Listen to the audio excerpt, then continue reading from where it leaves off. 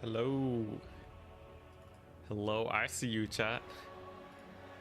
I see you. Late City. How dare you? How dare you? We're always on time. Most of the time. At least sometimes. And today, it is indeed that time. Hello, today we're going to be playing battles. We're going to be playing actual multiplayer for the first time in a while. Esterific, hello. Strix, thank you for the good luck. I am going to be trying some pretty interesting strategies today. First things first, we gotta get rid of our mods. 1 second. We may have started the stream on time, but the game itself always takes a little bit. Don't you worry. It just hit 1 o'clock here, so we're still good. Hello, Trash Goblin. Dakiki, hello. Michael. Yeah, multiplayer content. I saw some messages earlier asking if I was gonna do any.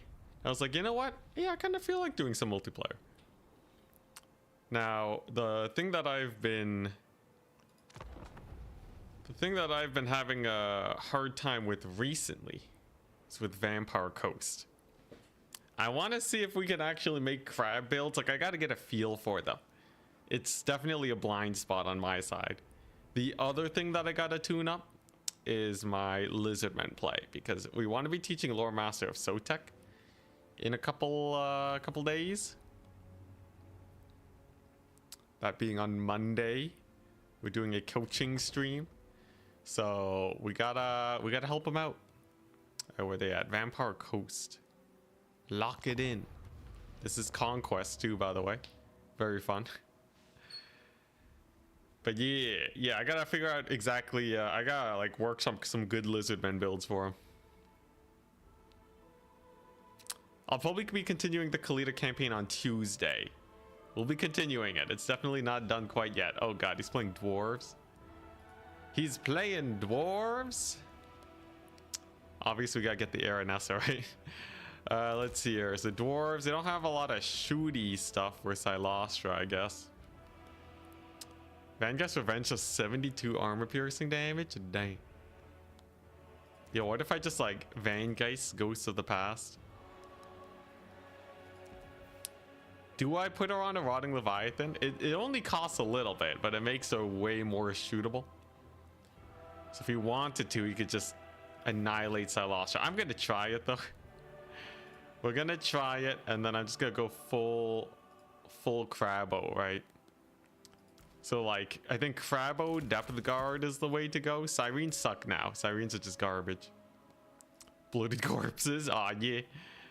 Let's see here. He could get gyrocopters. Do I care about gyrocopters though? Maybe enough to get like 4 bats. And then the rest, it's just gonna be let's try out the full house of crabs, right? So a couple of rotting Prometheans, one of them with guns. We're going to get a bunch of animated Hulks. Yeah. Is this a garbage build? Quite possibly. What, we have zombies? We have enough for a bloated corpse, right? Do I need zombies? Zombies just kind of slow me down, right? I don't think we go for zombies. That seems like a terrible idea. Instead, I will stick with... I don't know, do I get like the Salt Lord Scuttlers? I guess if his guns are occupied, maybe they can actually shoot. Sure. Alright, here we go. It's a build. So, yeah, will it work? I got no idea. Is he gonna go for Thunder Barges? Maybe. Sirens are good for late game. For the late game capturing. I guess that kind of makes sense, yeah. If we're playing Domination. This is the Conquest battle, though. 1 Deck Gunner. 1 Deck Gunner. Like these guys? I guess they would be able to shoot things to death. Isn't he just gonna rush them though? I guess I can kind of keep them safe if he's going for a rush build. If he's on the defensive, though. Okay, you know, I kind of like the one deck gunner. That's, yeah, that's solid. Anything I can get on Silostra? Denizens of the Deep. Okay, you know what? Sure. Actually, let's get Arcane Conduit. And then we're just gonna spam Vanguard's Revenge. My gut says this build is terrible, but people said crabs are actually decent now. Are sirens better than witch elves? Ooh, not sure, not sure. That's what the experimentation today is for. Feel free to stream snipe, by the way. If you want to hard counter my builds, that's a little bit mean though, maybe not that. But in theory, I should be taking builds that are uncounterable if I'm playing a faction worth its salt. All right. Here we go. Game number 1. Are we gonna get annihilated? My vote? Probably. Whether you could tell me every move and I'd make and you'd still lose? Come on. I'm sure you can make it work. You just gotta just spam a couple of units, you'll be fine. How big is his army? Pretty massive. Okay. Yeah, so this is like pretty standard dwarfiness, where they just go super duper wide. I do have the deck gunners, so they should be able to shoot basically anything. We got the bats to defend them. Odds of being flanked by rangers or something is rather low. Technically though, a ranger flank into Thunder Barge killing everything is a way for him to win. There's a reason we're in chat. Some people in chat could probably take me on.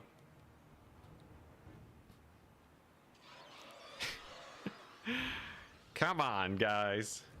I only have a few thousand hours multiplayer. Needs to be 3 emotes making a wide Enticity. Oh god. Maybe one day. If we get big enough, I'll do it. Ooh, yeah, backseat gaming. Well, I'm gonna be switching between Vampire Coast and Lizardmen. So if you want to see some sick Lizardmen plays, if you want to see specific Lizardmen units, let me know. I want to try and figure out a wide Lizardmen build. Okay, so there he is. He has cannons, he has slayers, pirate slayers. Honestly, not as bad as I would have thought. Yes, the cannon's gonna hurt. There's basically nothing I can do against that except for march forward, so I'm just gonna do that. Bats. So bats have a weird thing here where they gotta kind of be careful. We're not here to just sacrifice them. Rangers, okay. Oh, look at that. A little bit of shotgun damage from the get-go. Now, I think we're just trying to get on top of him as soon as we can, right? How are his miners with blasting charges going to do here against my Crabos? Probably not too good. I suspect rather bad, and they're going to buy space for my depth guard to really get their work in. There's the volley. Crabos completely tank it. Wonderful. Okay, now his rangers are on the flank, so we're just gonna scoot on up. Go ahead and do our best there. Here's our Vangeist Revenge. Will he dodge it? I guess we'll see. I suspect not, though. There's the Vangeist. Okay, so yeah, if they don't dodge the Vangeist, that will cause them some issues. I would highly recommend dodging that ability. Of course, I don't have any healing, but anyways, his slayers are like pretty. His slayers are pretty occupied, right? Holy crap! How many? 76 kills already. 20,000 damage. Okay, now that doesn't make the build actually good. Okay. Just because we got a couple Vangeist hits doesn't mean that it's a W. I will say though, despite the Crabos dying, the depth guard should be able to just crush everything now. Silostras, of course, also just a menace. Then if I just leave my depth guard on his heroes, I think we got this. Look at that. Deck gunners are actually a pretty good choice. I like the one deck gunner. It really helps against the kind of annoying, like, you know, just pure box formation dowie that you see a lot of the time. Him going for double artillery, by the way, was not a good idea. He's trying to go for the capture point, maybe. And as long as Slaanesh just keeps ignoring these guys, I think we're fine, right? He does get his cannons online and operational again. Not a problem. We still have all of our depth guard. I guess they didn't even need any healing. Wonderful. Aside from their own natural regeneration. It did get buffed recently, which is good. So not bad. The other lore of boats is so hot. The other lore of boats? Are we talking about Wolfric or something else? So man, those ranges went down so fast. I don't know what actually killed them, but seems like they actually had a pretty hard time. Silastra. She's chilling in here. Thankfully, Depth Guard are really good versus Slayers. Slayers don't stand a chance versus Depth Guard. And crumbling is so slow that my bats can just chase these guys off. Now, unfortunately, Silastra, does she have no mass? Is she really getting slowed down by a single Slayer in front of her? Kind of sus. He's really going for the kill on Silastra. Now, his miners won't do any damage. His Slayers are a little spooky, though. Do we win this? I may have the balance of power now, but that doesn't mean that we are guaranteed a win. Not in the slightest. Of course, I didn't actually capture any of the points, which is a bit of an oopsie daisies moment for me. But hey, you know, that immune to flanking's pretty good versus the Dragon Slayer while we just ignore him. Seems like he's not even really able to land any hits. So it's gonna come down to the Depth Guard. Can the Depth Guard win it? I still have all three of them. So they've been doing pretty well. Maybe I should capture the point first. I really kind of wanted to get that early trade on, though. Surely 3 Depth Guard units with Silastra win it here, right? He's gonna kill the deck gunners, unfortunately. Let's just get another big ol' AoE on him. Maybe Silastra can capture the point. Do we lose this? We might actually still lose this. Oh, geez. I just friendlied my own Depth Guard like crazy. Okay, that was kind of a bad... It was kind of an oopsie daisies there. Yeah, they'll live though, right? It's just a little bit of shock damage. There we go. They stabilized. They're fine. They're fine. Look at that. Depth Guard just chunking through that Slayer like no one's business. So let's bring in some of these guys. Silastra's fighting the good fight. Depth Guard have indeed managed to kill basically everything. And then now what? Do I pull them off of the capture point? I guess the Depth Guard can chase down these Slayers. They should be able to chase them down. And then... Wait, what is their speed? 40 to 31. These are the slowest Depth Guard I've ever seen in my lives, man. In my life. Lives? Plural? Anyway, Silastra should be able to play keep away. She has 38 speed. And they're all tired, so I should just be able to run for my life. It'll take a little while. It'll take a long while, but she'll get there eventually. Maybe we can get another boat ability just to clean them up. Thorek, kind of a menace. There's the boat. There's one Depth Guard unit. He's hard carrying. Hey, look at that. Slayer Pirates even get hit. Run, Silastra, run. Yeah, the Depth Guard are definitely kings here. Depth Guard are definitely kings. AoEing my own guys was the worst. Temptation of friendly fire was too great, yeah. Alright, here we go. If I just play around the Depth Guard, they should be able to clean up here. These guys are still kind of dying to the Slayers, though. But there we go. That guy's surrounded. Thorek is kind of crushing it, though. We're losing balance of power. That's terrible. Yo, these Dragon Slayers are the worst. Okay, 2 more Slayer Pirates. I can deal with 2 more Slayer Pirates. This guy's getting chunked down real fast. His cannons are back. What a menace. Classic Dwarves. Yeah, we might lose this. It's gonna really depend on how well the Depth Guard actually clean up here. On the charge, they do a lot of damage. They have decent leadership. So at least is that. And we do have the capture point now. Yeah, there's one unit of 40 Depth Guard entities. I think they win it. Oh, and he's making a misplay. He's running with this Slayer dude. So the Depth Guard should get some free hits on him. His cannon is target firing into him, though. He's just ignoring my Prometheans. Is this guy even taking hits? He's not even taking hits. What is this madness? Okay, at least the Death Guard on the charge are real mighty. Okay, yeah, there we go. Dragon Slayer is going down. Unfortunately, he gets another cannon shot off. Brutal. He dies, though. Come on. Yo, I should have just gone full-on Death Guard. Yeah, if only I had a few more of them. Okay, he's gonna go for the slow. Yeah, their charge attacks is where it's at. They got crazy anti-infantry. I just gotta not get shot by these cannons. There's the slow. Oh, jeez, the cannons, man.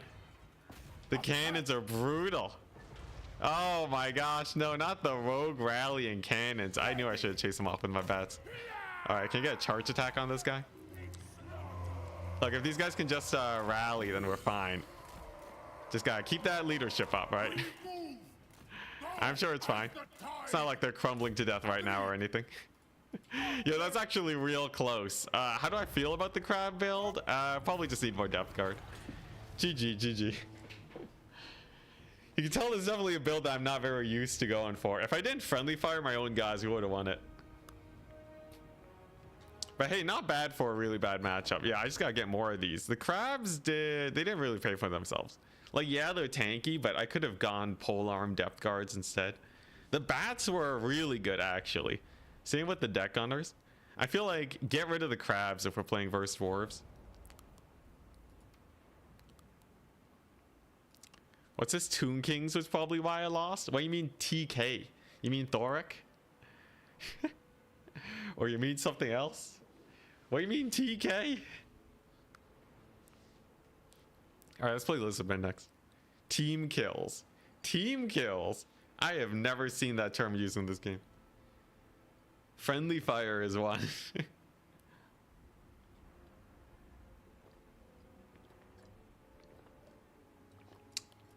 But yeah, we definitely would have won without the friendly fire.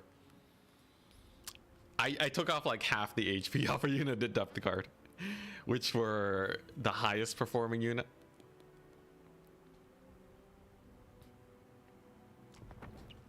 Oh, Flying Taco, dang, and he has a Grease's portrait, amazing. You know, it used to be a big Lizardmen player. It was not friendly at all. Who are you to judge? All right, now Flying Taco, he's a legit player. He's a proper guy. We're gonna play some Lizardmen.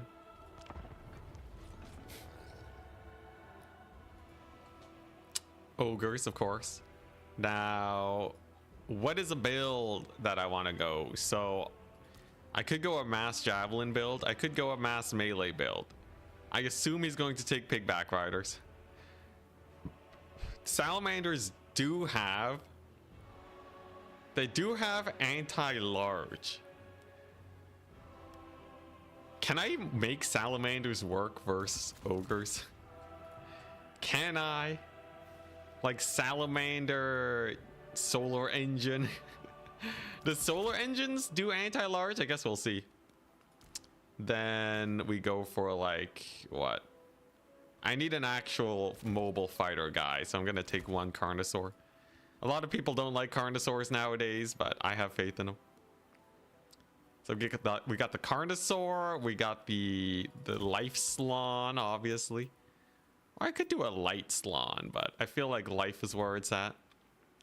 And we're just gonna take regrowth to regrowth the Carnosaur. Yeah, this seems alright. This seems okay. Is he expensive? Yes. Can I make him cheap? Also, yes. We can make him so cheap. Just get the Greater Arcane Conduit. So he's just there to spam heals. Everything else here is basically... It's basically full kite. Do I just stick with the full kite? Nah, I want to try getting a little bit more of a front line. So like, I'm thinking we go for the Drown 'em and Saurus strat.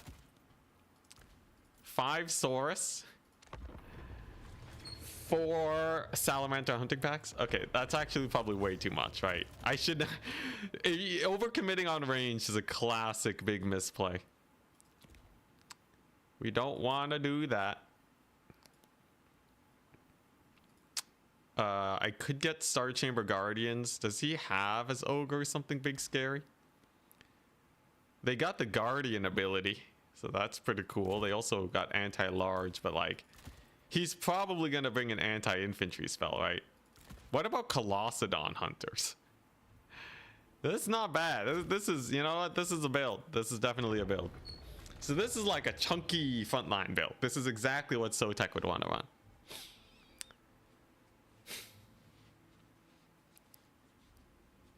Yeah, I don't know if this is a good build. Watch him go full Nobblar. If he does, I got a bunch of monsters. He could have a bunch of Nobblar trappers, which is a bit spooky.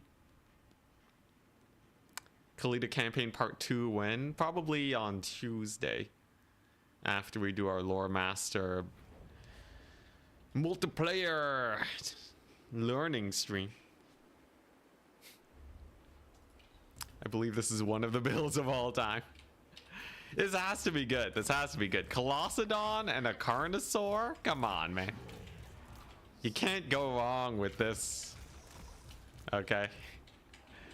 It's too perfect. Nah, this build is sick. I love this build. Like, these salamanders are never getting jumped on, okay? They are never ever getting jumped on. I got so much backup here. And then like if he goes for ogres, he's just gonna die, right? He's not made out of Nobblars, that's good. He has about as many Nobblars as I have Saurus, I estimate. Maybe a bit more. Lead Belchers. Okay, it's a good thing I got solar engines. He has a bruiser. Interesting. Okay, okay. How do Lead Belchers fare versus these solar engines? He has crushers. He has crusher great weapons, kind of terrifying.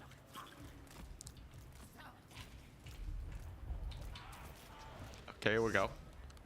Hey, not bad, not bad. The Dread solar engine plays. Then Colossedon's just gonna kill him, right? Okay, now, oh god, okay. Lead Belcher's kind of terrifying. I guess we gotta just march into melee here. Right? Is that just gonna overextend me though? My salamanders aren't that bad. Okay, here we go. So we just brace for the charge there, right? Or those normal Nobblars, okay. Kinda has to be careful, right? Oh dang, he's like really chunking my front line. I want to send in the Colossedons, but I don't think he'll let that happen. What we can do, however, is we can just murder his bruisers. That's not bad, that's not bad. Salamander hunting pack moving on up. His Nobblar front line has broken. Remember, my front line is far superior to his. The Colossedons have done amazing damage. Let's get the Carnosaur in there too, why not? Salamanders firing. Okay, this is not bad. This is not bad. Let's just heal these guys up. They're made for this, right? Colossedons. They should be able to just annihilate them bruisers. He's sending in the blood vultures. Okay. Now, where am I sending in my big toad? I don't want him to just die. That would be bad. Okay. His ranged is slowly but surely going down. That's nice. Colossedons are... They're doing all right. Come on, just rout off the Lead Belchers. He does rout off my my guys with his carrion. Did he give them a buff? No. They're just strong like that. Okay. Bruiser, kind of terrifying. We do have a Carnosaur and Colossedons on him. Come on, he should die. That guy should totally die. Come on. Okay, it seems like no. It seems like the answer is no. He is not going to die. His cavalry coming on in hot. Now we're gonna get a second rampage here. Obviously he has a lot of heals with his forces. I am starting to break through his front line to chase off the Lead Belchers, but he got a nasty charge on this left flank. Now I do have the solar engines here, and the solar engines are really good for one purpose. That's giving basically a Helm of Discord debuff to all of his guys. So that should be pretty good. Saber tusks are definitely going down, so most of his range is dead. Is he healing them? Meat feast, of course, of course. Let's see here. Yeah, we'll heal up the Carnosaur. Get that vigor back up. Maybe I should have just been shooting the Crushers this whole time. At least the Colossedons will make it out alive. Let's see here. What does he have? A Saber Tusk pack. He's chasing down my Salamanders. That's a good play. Man, those Bruisers really do not die, do they? The Bruisers are actually really, really killing it. He's kiting out my guys now. We're starting to get behind. This ain't good. Is Gorse viable in multiplayer? Yeah, he's not bad. Holy moly. Okay, yeah, that healing is terrifying. I really underestimated the Bruisers, didn't I? I thought they would die to the Colossedons like instantly, man. All right, that's GG. That's GG. A solid build. A solid build. Lots of single entities. Now, I do still have my my Carnosaur, and the Colossedons do rally, so that's all right. Is he gonna kill off my Lord? I guess we'll see. Can we kill the Crushers? The fire damage does reduce their healing, so there is that. Come on, beat him up. Beat him up. He's gonna kill off my Lord. Oh god, all of his lead belchers are back. Yeah, now we're dead. Okay, GG Flying Taco. Dang, we're 2-0. Or we're 0-2. Who'd have thought a freaking laser cannon would be that effective? It's actually less effective than you'd expect. Cannonballs are better. If you look at their value, they actually didn't pay for themselves. So they were at max HP. Colossedons, I feel like they underperformed. I feel like they totally should have killed the Bruisers. Bruisers were just tanky little fellows. Now, obviously, his Goblin front line routed off, but they held long enough for the lead belchers to pay for themselves. And I had to sacrifice units chasing them. It was just solid play from Flying Taco. Let's try again. I'm going to go for... Let's try Vampire Coast again. Let's just do a little bit alternate action.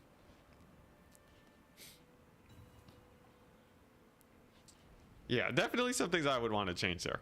But hey, I haven't played multiplayer in a while. We gotta catch up.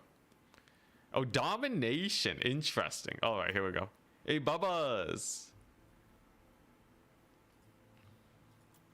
The skink meta. I should have gone for the mass skinks. Mass skinks legitimately would have been not bad there. All right, someone said sirens are good here as a follow-up force. I'm going to try double Leviathan, Noctilus on foot. Okay, we're up against Wood Elves. Oh god. We're gonna go Noctilus on foot. We're gonna get Drowned Dead. That's pretty solid. The Hunger is pretty good. So against Wood Elves, generally, right? My gut says go for a couple Deck Gunners, and then yeah, get a couple zombies going. Noctilus can go ahead and get Melkoths, I guess. And then what? A couple bombers. Deck dropper bombers. There's no way they do well versus high elves, right? And then I guess we just spam Krabos and a couple zombies. Yeah, let's try this. So like this is basically it's weird. It's like a no frontline deck gunner build. Is this viable? Can you play Slaanesh Ogres later? Sure. I'll get a little bit of I'll get the speed demons in eventually. Wood Elves, oh god, yeah, we've been aside from the Flying Taco game, we've been getting some bad matchups. So I would argue Flying Taco is a bad matchup in and of himself. Also, Bubba, $7. Thank you so much. I just noticed how much you donated. That's a lot, man. Thank you, thank you. Yeah, deck droppers could maybe work. I got one.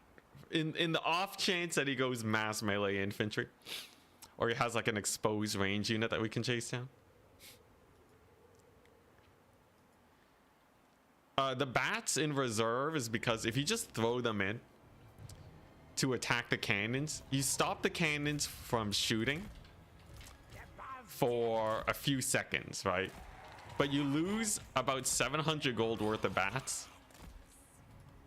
and like, you know, to stop to stop 700 gold of cannons for firing for a bit, that's just a bad trade.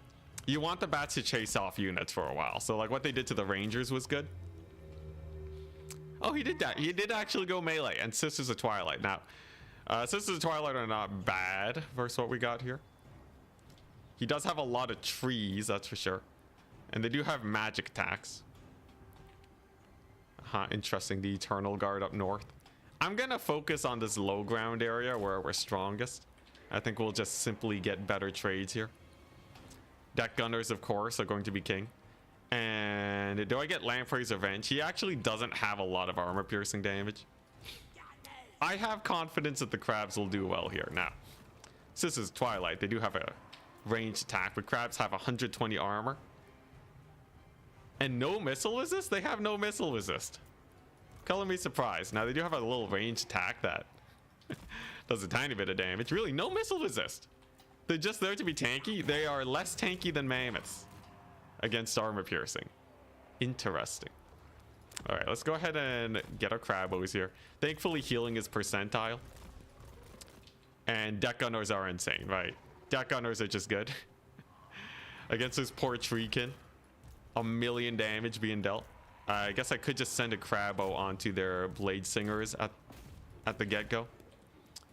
Maybe get a bomber mob here. And then we should be fine. Let's see here. Is he going to try to move up? I can block him with zombies. And then if I just use AoE Invocations of Nahak, I think we're fine. Holy moly, deck gunners shred trees like no one's business. They do not care.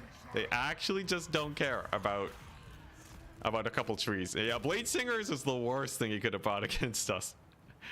All right, yeah, I think we got this one off the backs of Deck Gunners. You know, Deck Gunner Crab is not the worst, actually. As an idea, I feel like they kind of crush it. Now, how much? Did he get an expensive Sisters of Twilight? I think he did. Yeah, he got Gwendolor's Vantage, which is not the best. Because it just kind of reduces his frontline strength. He is going for the Noctilus Snipe. Interesting. Let's just go over here. Hey, okay, you know what? Let's try this out. This might actually be the play. Deck Gunners and Crabos. Deck Gunners are pretty hard to dodge, too. So Sisters of Twilight just taking 1,000,000 damage. Unfortunately, the Crabos are not the best fighters. They're kind of just disruption pieces. These rotting Leviathans. So they would have been much better versus a range build. But it's good to see that we're holding against a melee build, too. Oh, he dodging. He juking. All right, we'll just ignore him for a little bit. Looks like he actually wants to dive in. Interesting, interesting. This is another opportunity to get that rotting Leviathan there. Oh, no, he's just flying past. Okay. Interesting. Interesting plays for sure. He's going for the shotgun blast, but now that he's close, he can't really dodge. And then I have my crabs here to defend. I'm going to try out that Siren play that people mentioned. Maybe against Eternal Guard they'll do good. Now there are Way Watchers on the high ground. That explains why his army seems so easy to kill. He just had Way Watchers up there. So do they do well versus Sirens though? They are all armor piercing. Maybe we'll be fine.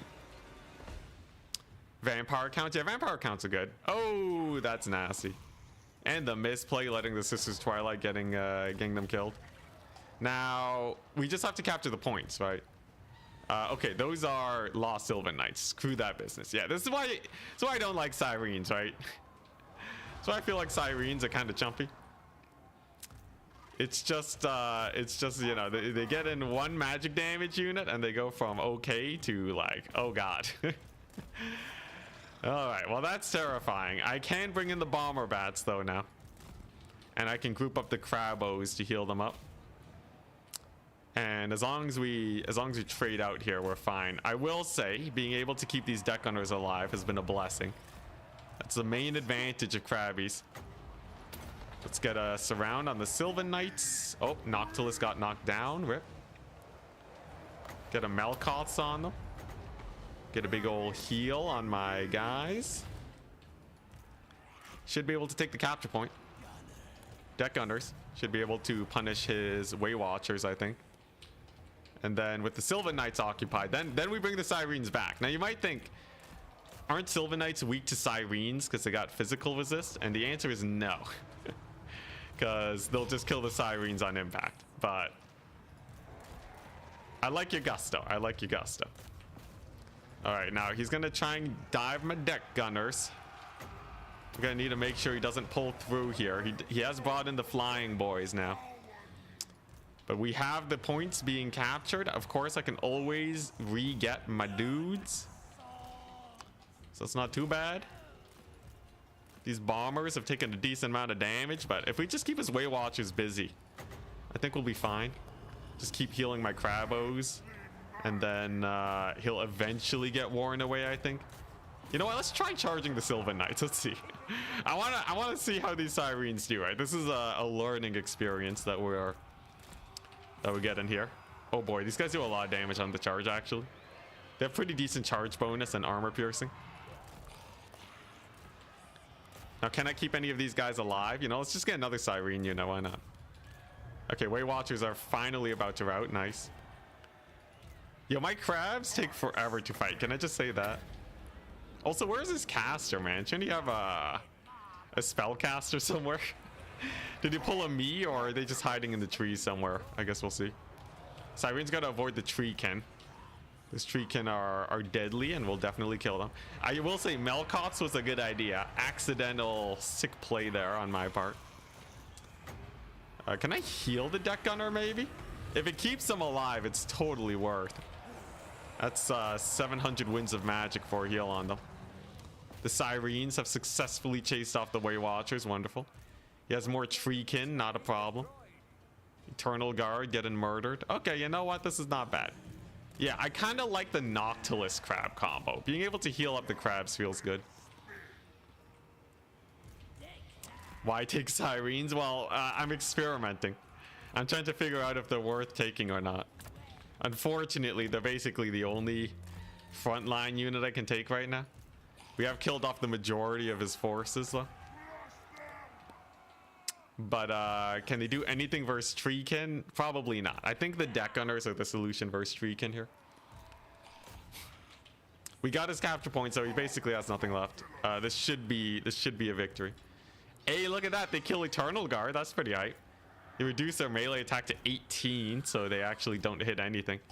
Yeah, okay, you know, maybe I've been underrating Sirens. So you get them for, excuse me, in the late game, right? After you've already gone value with your deck gunners, they capture points. Okay, more Blade Singers. Are those gold chevron Blade Singers? Dude, man. Oh no. He's new. That explains it. Okay. I was wondering where his army was. It turns out it was all in the Blade Singers. The gold chevron Blade Singers is probably the worst thing he could have brought. Now, do they have magic attacks? They do. Okay. All right. Well, I guess I'll get a bomber bat. Yeah, so it's like you get your value early on, and once you have a dominating army, Sirens are nice just because they're fast, and they usually need expensive units to get rid of them. So I think it kind of checks out. You know, despite him making some pretty big misplays, it was still kind of sus early on. They did get buffed, did they? What are their stats? 59, 52? That's not bad. What if I get a full surround on them, though? There's no way to survive the bomber bats, you know? I will say the treekin do last a while. Do they have chevrons? Who here has got chevrons? Just the Blade Singers? Yeah, if I just let them charge my zombies, and then the Sirens get a bit of a flank surround on them, pretty sure they're just dead. We'll see, though. You never know. They might just kill it. Yeah, nah, they're just dead. Look at them bomber bats cooking. Accidentally summoned guys in the wrong spot. Whoopsie daisies. There we go. You know, yeah, are they still killing the Sirens? Okay, against dedicated magic damage, like Sirens have more HP now, but it's pretty spooky. Check their caster. I still don't see a caster, no. There's another unit of Blade Singers. Okay, we'll hit them up. And now we wait. Unfortunately, there is no army losses in domination. So if they don't tap out, we just got to grind them out. Though triple cap definitely does help with that. He's got the Eternal Guard coming on, and you know, I like the bomber bats. There's actually a lot I like about this build. it feels like we actually have counters to the things he's throwing my way. And if you went for a range build, I think double Rotting Leviathan would have done fine with the deck gunners. All right, now we are gonna have to avoid the Blade Singers. Come on, Bomber Bats, you got this. Form ranks. What is with that positioning, man? Yo, Bomber Bats are so bugged. They like don't know how to actually fire their shots off or something. There we go. Great success. I don't think he'll be able to take this capture point. Our deck gunners are going ham. Solid. I wouldn't say forgetting your caster's a new player thing though. I've done it so many times. Done it so many times. Flying units in general feel really scuffed lately. Yeah, I know, right? Like, look at this. What's their reload speed? Shouldn't they be like shooting? Or are they too close? They don't even have the firing thing. You know, for how much they changed gyrocopters to feel good, Bomber Bats feel so much worse this patch. Like, look, I can't even get them to turn. What are they doing? They're just shooting this way? I didn't tell them to shoot that way. Oh, man, Bomber Bats. Bomber Bats, Bomber Bats. CA, what have you done to my Vampire Coast? CA mucked up Vampire Coast so hard. Vampire Coast used to control so well. They used to have so many entities. One day. Maybe I'll make more bug reports.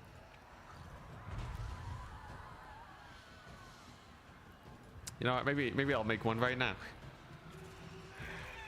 I did ask them recently if they're okay with me just spamming bug reports, and apparently they are, so I'm just gonna do it.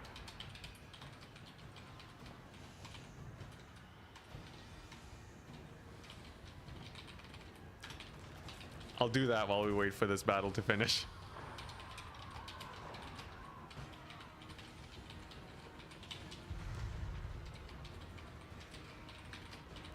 Fire when giving an attack command, especially when really close to a unit. All right, posted. We'll get them eventually. They can only, you know, they just got to start fixing more bugs than they add to the game, and then we're fine. All right, let's try again. So that was not bad. I kind of like that. Now, will Lizardmen cook? Oh, we're up against Potato. Wonderful. Good old Potato. Now, where are they at? Where the Lizard Boys at? There they are. Can't find them because I never play them. Now, we did establish this build is a garbage build, right? That is not the build to go. Instead, what I want to do... Straight to spam? No. Instead, what I want to do is go for... You know what we could do? We could go for an aerial, like, pterodon. I don't want to just do a kite build. I want a Lizardman build that can actually fight. That isn't just Shredder of Lestra. Take Coatl. People did mention the Coatl. What does this guy do? He has Uranus Thunderbolt and Lesser Chain Lightning. He gives stock, I guess. And he's a missile resist guy. I don't know. He's a flying dude. Look, if I'm gonna go Coatl, right, I gotta go for Pterodon Riders. It just makes too much sense, right? Then my Lord is going to be Lore of Heavens. No, he's gonna be Lore of High Magic, right? Apotheosis Tempest. So this is basically the screw you, I'm winning this air battle build. Do I need this? 23 seconds? Probably not. Probably don't even need Blood Statuette. All right, now what can actually fight here, right? He's not going for a ranged army. I don't have to worry about that. Now Saurus, it kind of die, don't they? Don't they kind of just die to his front line? You know, I haven't tried Chameleon Skinks recently. Let's take a couple. I'll take a couple Saurus. We're going to get 5 Skink Cohort, 2 Skink Javelins, and it's going to be a wide build with Croxagores that cause fear to help the Skinks not rout. And the Coatl's my terror piece. Now, Sacred Croxagore, that's where it's at. Yeah, is this a build or... Or is this garbage? Rate my build, people. I guess I could also get a couple mobile units in here. What do I do with 200 gold, man? Hand of Glory. Like, it's a melee chunky line, I guess. I guess I can upgrade a couple of these guys to be ranged. You know, and one cold one rider. There we go. Oh, this is a build. Why chameleon skinks with the Coatl? These guys is just... I just feel like seeing if their shots are okay. Or chameleon stalkers, my bad. Red cresteds. Oh yeah, I guess red cresteds would have been a nice infantry option. Whoopsie daisies. Yeah, it's certainly a build. It is a build. No, chameleon skinks are good. Chameleon stalkers, I feel like are... I feel like they're not good, but I want to see. They have fire damage. Khorne doesn't have fire resist, I think, but he does have armor, which probably negates most of their damage.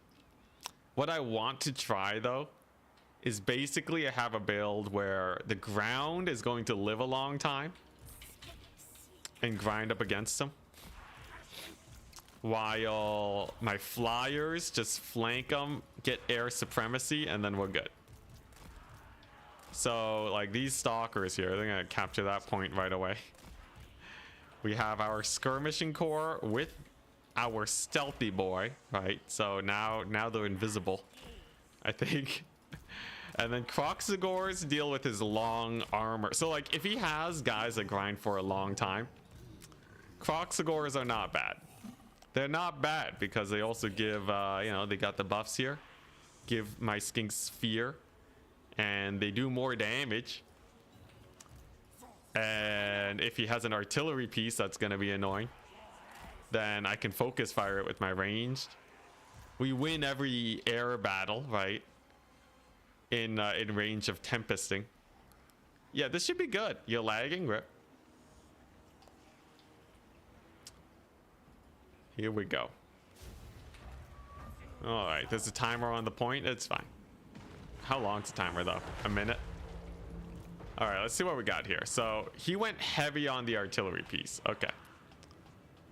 He gets 150 gold on skinks. That's not that much, considering how expensive this unit is. A little terrifying, I know. But he just has Valkia. Okay. He only has Valkia. So if we just kind of scoot on over here, right? Just scoot on over here. He's going for the intercept. There's the Tempest. Okay, yeah. So that's pretty good. And then we just go here. We just park on top of his very expensive artillery pieces. Keep away from him. Hit her up with the Coatl. And then, honestly, not a terrible start. Not a terrible start. I like the air supremacy strat.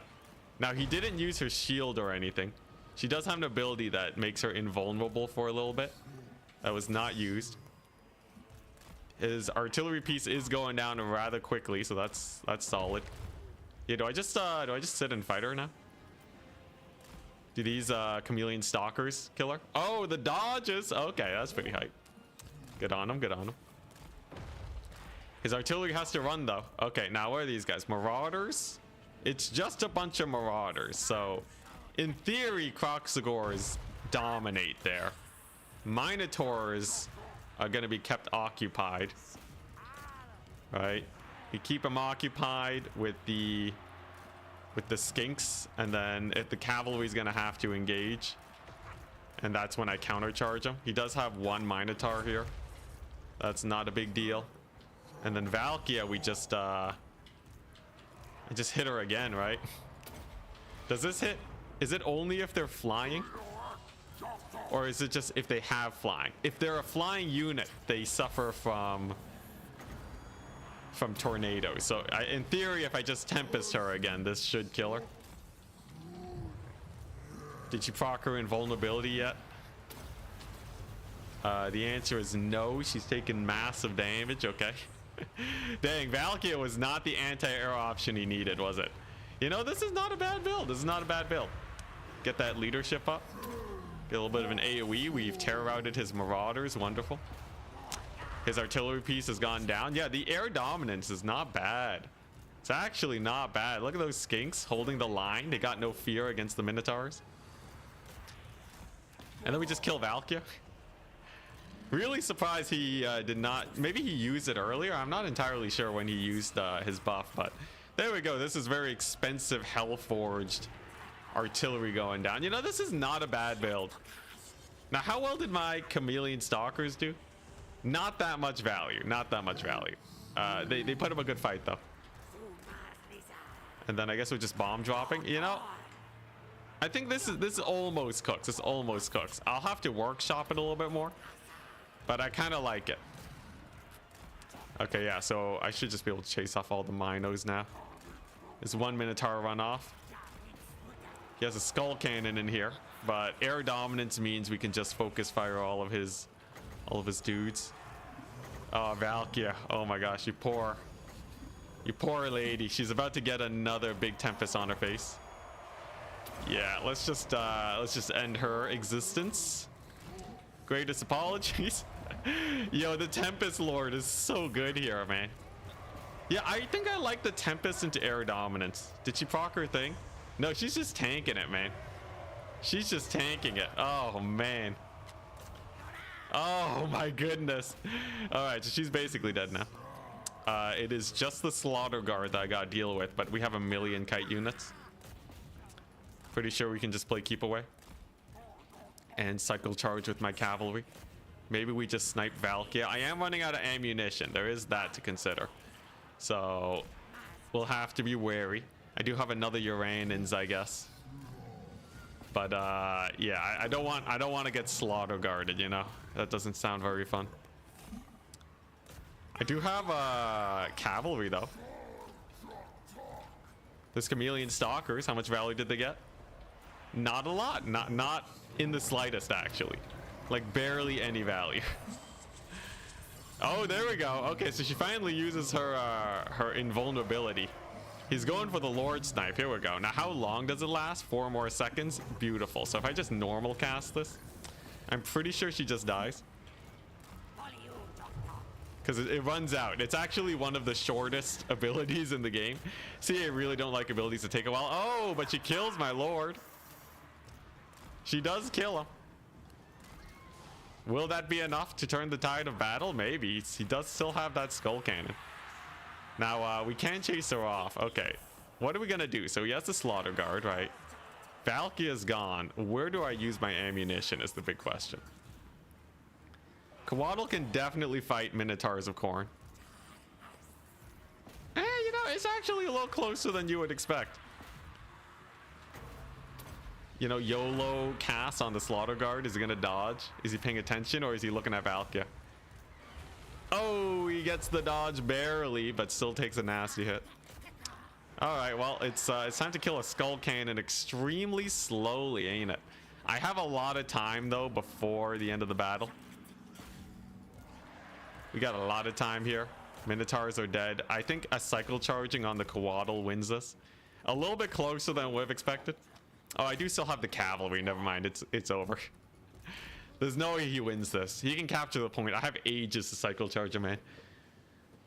Still got some rocks too. Oh yeah, we still got rocks. Never mind. Oh, super easy, guys. Super duper easy. Yo, is this not played on Ultra, by the way? Is this played on large unit scale? No, see, I switched to Ultra a long time ago. Should be fine.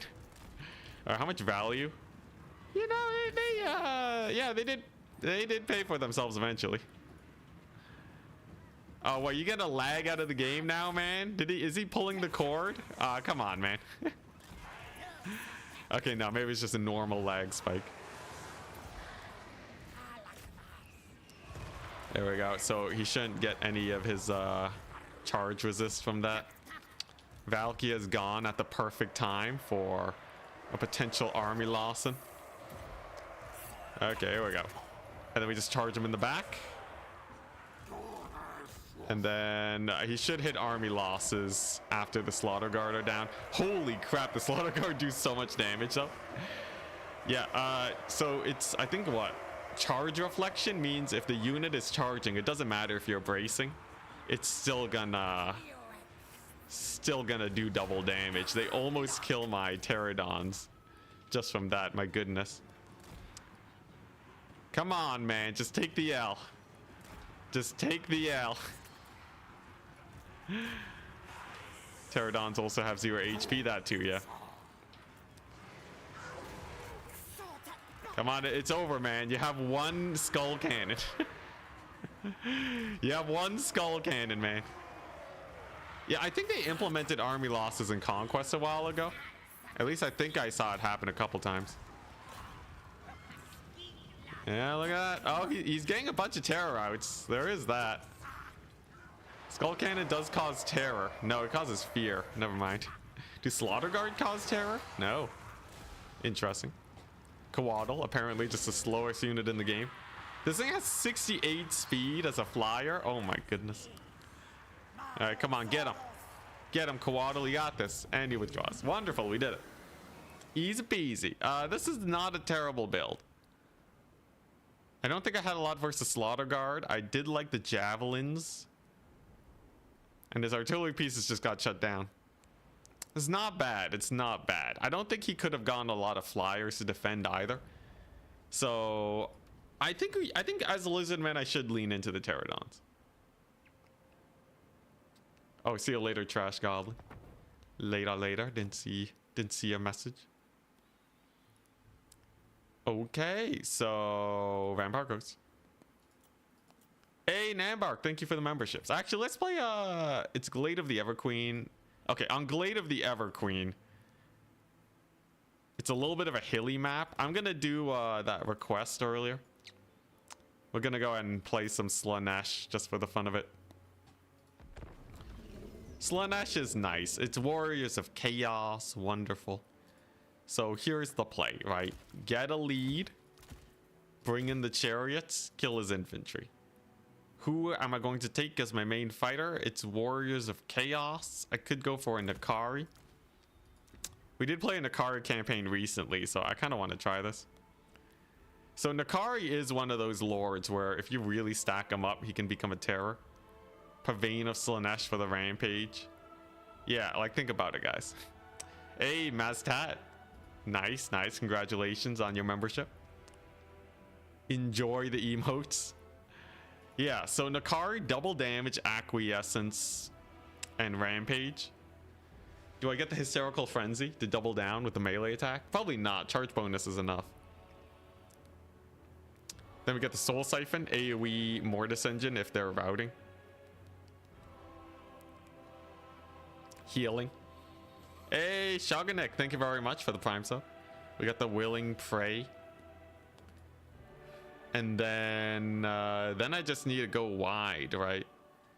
From what I've learned, wide builds are where it's at in today's meta.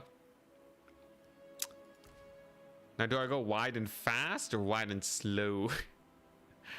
Probably fast, right? I think, well, I could get Warriors of Slaanesh just as baseline. There's just so much, though, that can be a pain in the butt that I don't want to deal with. Like, I'm just going to spam Forsaken. Hell Scourges. Are Hell Scourges good now? They got poison attacks, I guess. They're mildly tanky, sure. Then we get our Marauder Horsemen, which is baseline for everything. A couple Fiends of Slaanesh. A couple Hellstriders to deal with his Marauder Horsemen. This is not a lot of infantry. I definitely need more infantry, like at least one elite infantry.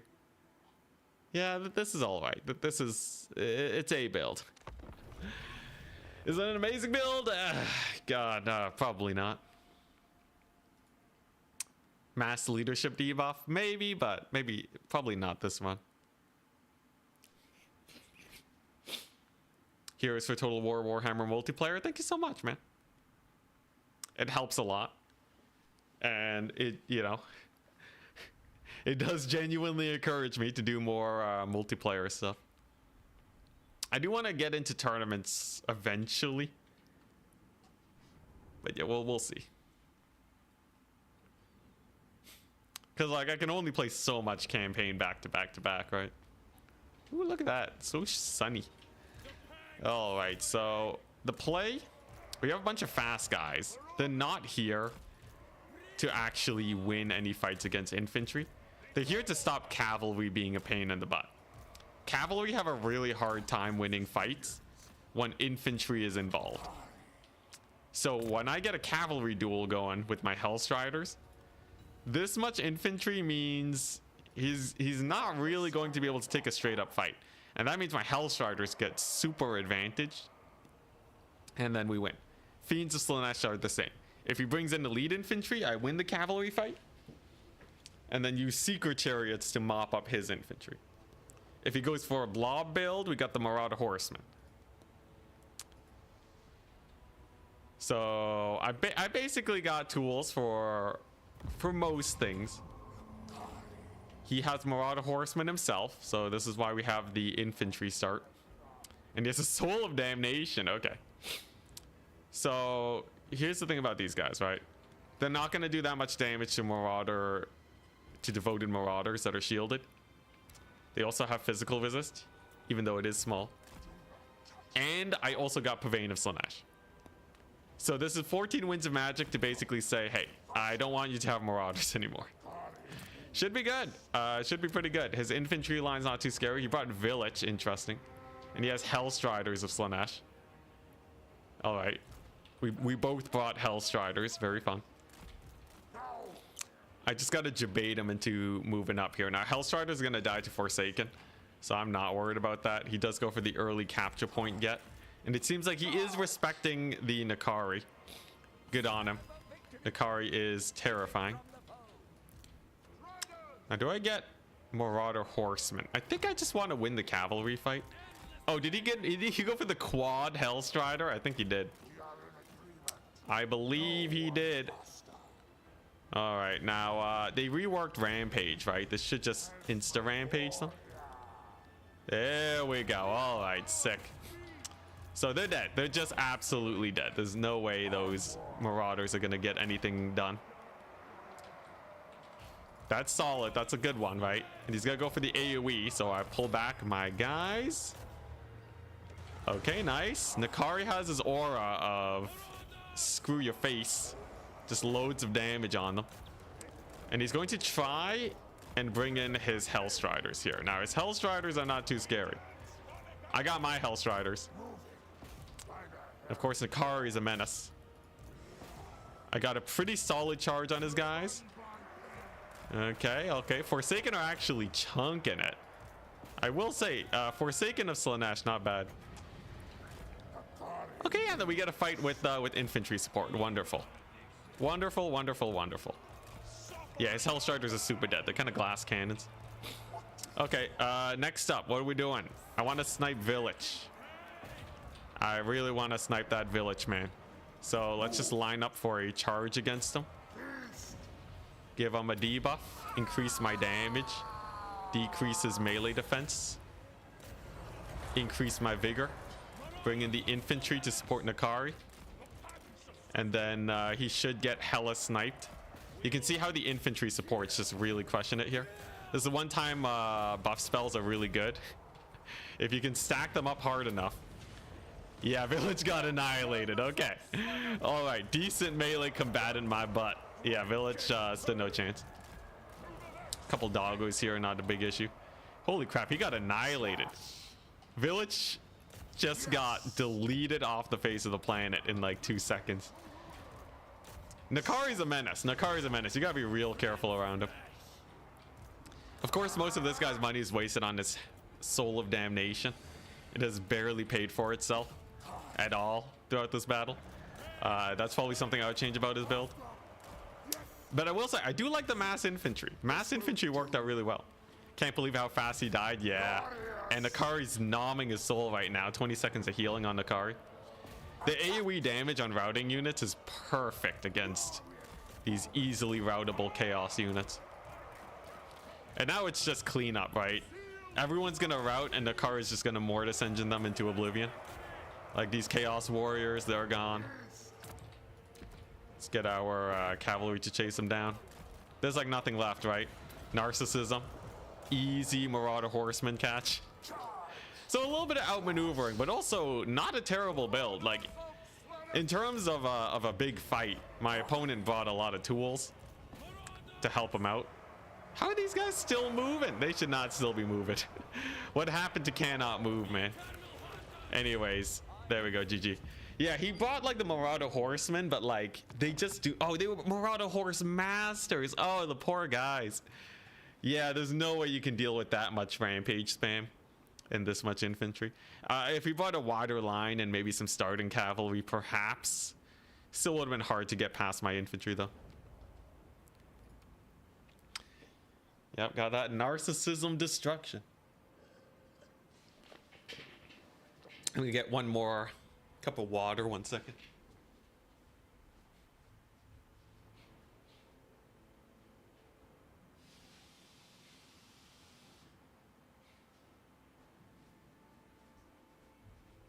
I will say, Slaanesh seems a lot stronger than Vampire Coast. I don't know. Slaanesh seems like just way better. I have a lot less fear about being hard countered. Also, fun fact, that Rampage also counters flying units.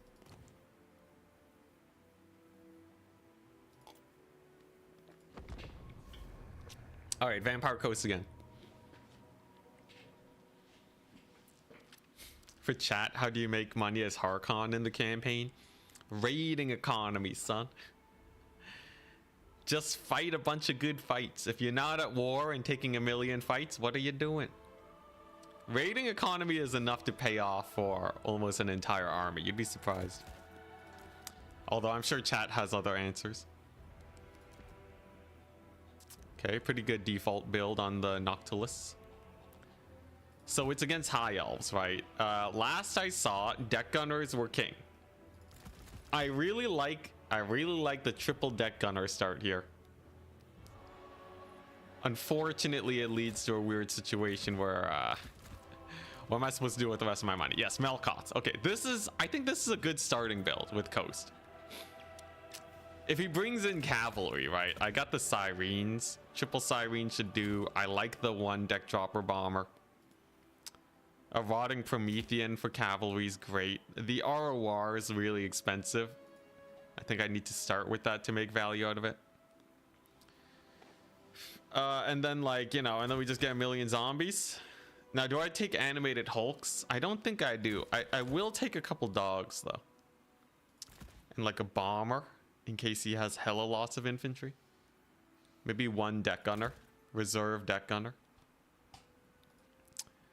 I don't think there's going to be a lot of armor piercing for the High Elves, so I'm just going to skip on the ROR.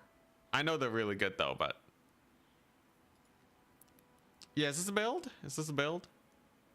Do I need emergency Fellbats? What if he goes flyers? I have deck gunners.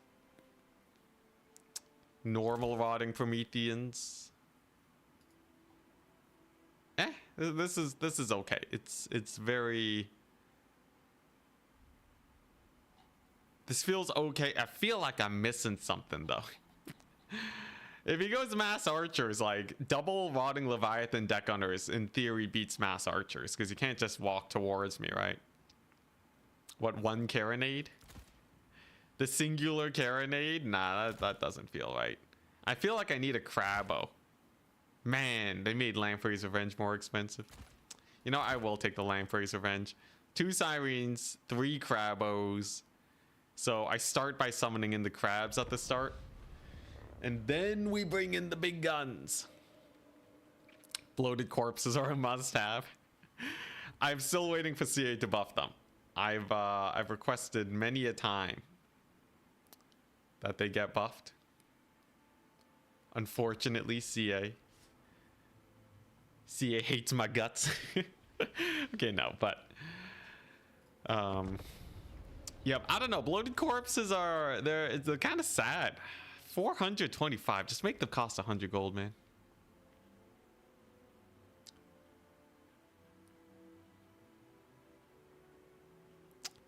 Gonna have to wait a long time. Bloated corpses should be like a Skaven nuke. That would be hilarious. They'd still be bad, but yeah, they need to make them. Just make it an activated ability.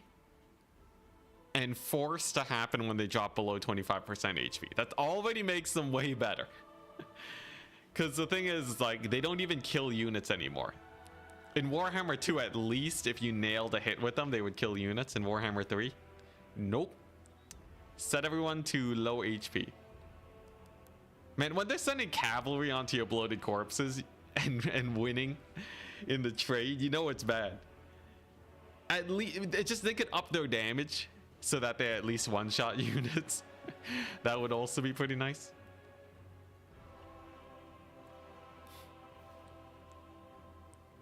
Yeah, I know. Don't compare them to Mangler Squigs, man. Mangler Squigs with the guaranteed value. They did nerf them though, but I assume they're still good.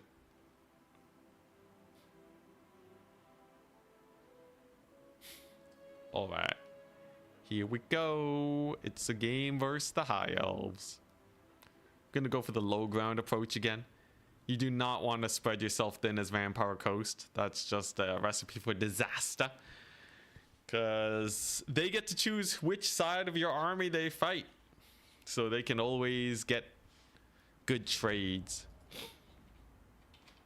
So you got to stick together. Thankfully, this map has some real close capture points.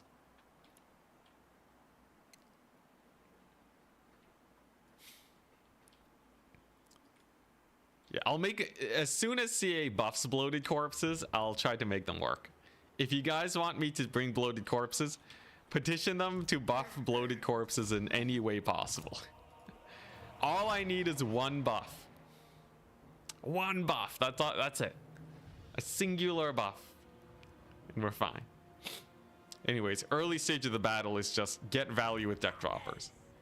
Like, this is definitely a really good value army.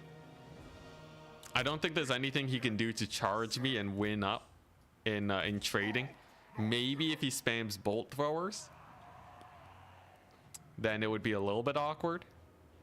But aside from that, I think we're good. Also nice, we are on legendary scale then, right? 160 seems right. Give them stock.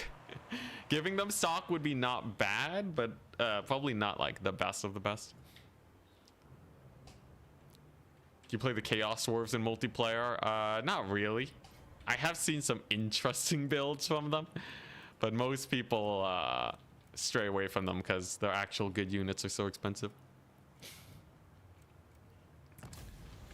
All right, what we got? Skirmish Cav. Okay, talk about unconventional. Arcane Phoenix, Frostheart Phoenix, Eltharion the Grim. On foot. Okay, this is a mad lad. This is definitely one of those. This is definitely a mad lad. I'll take it. I'll take it. So, what do we do here? What are we even doing? Can he kill the crabs with the phoenixes? I don't think he can. It's not like they get surrounded or anything. Now, they do have magic damage. So, like, that's a little spooky. I guess we're just saving up. We're just saving up our crabs. I gotta be wary of my ammunition usage, by the way. If he knows what he's doing, he's gonna... It's gonna cause some issues there. Okay, he lands to fight the Crabbo. So that's asking to get shot, right? Crabbo is gonna do its best. And the Phoenixes are gonna die immediately. Okay. Yeah, this is the deck gunners and the crabs really do support each other, don't they? So obviously we want to get the regiment for now.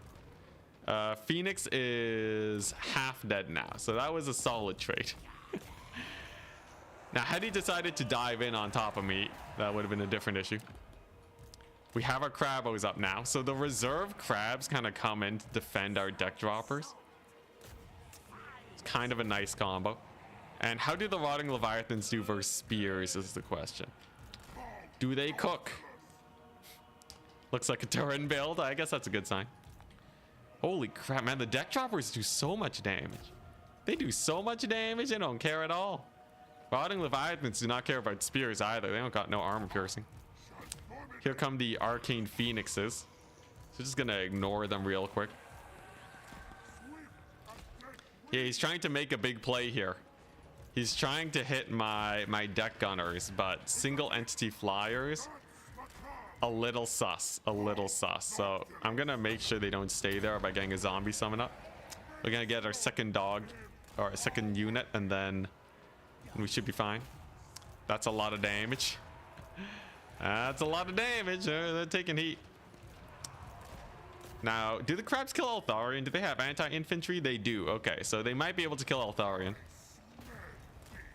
Crabos are crushing it, though. And I'm just saving up for all my crabs, because this is a value game, right? This is totally 100% we're playing for value. Little firestorm there. Won't be able to hit enough of my zombies to really be a menace. And the Crabo is, you know, he's taking a bit of damage. It's not like an insta win on the Crabo. Obviously, we do have a lot of healing that can go down soon. So there is that. And his phoenixes are basically dead. The spears, useless versus rotting leviathans. That's definitely one of the big pluses. Okay, we got some cav here, some silver helms. So this is basically like, this is the value stage, right?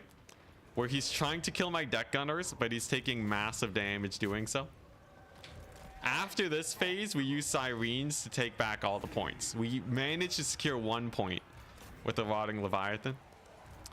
So I should be able to just bring back these zombies. They're not going to win versus rangers. His bird's dying. His bird's hella dying.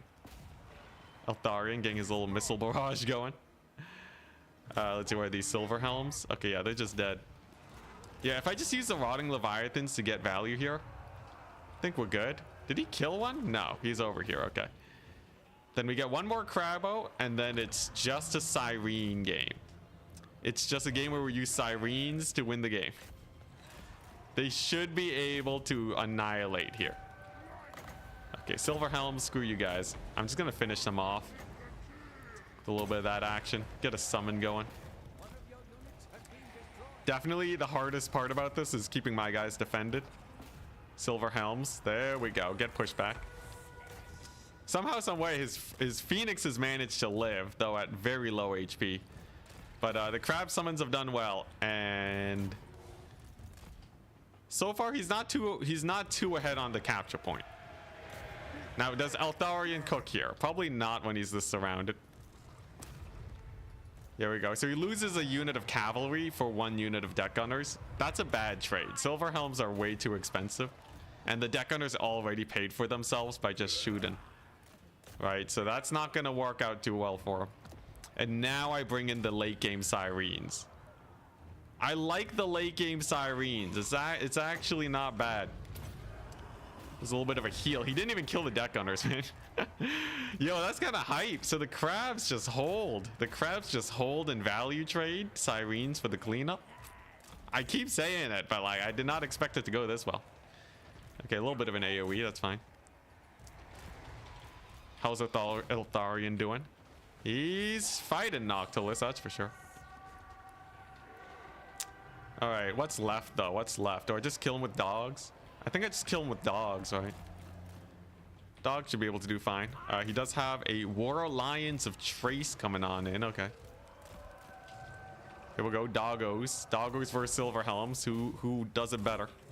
Noctilus heals. Eltharion needs to use magic to heal. It's already mostly been using that for my other dudes. And okay, just like that, his Silver Helms get outmaneuvered.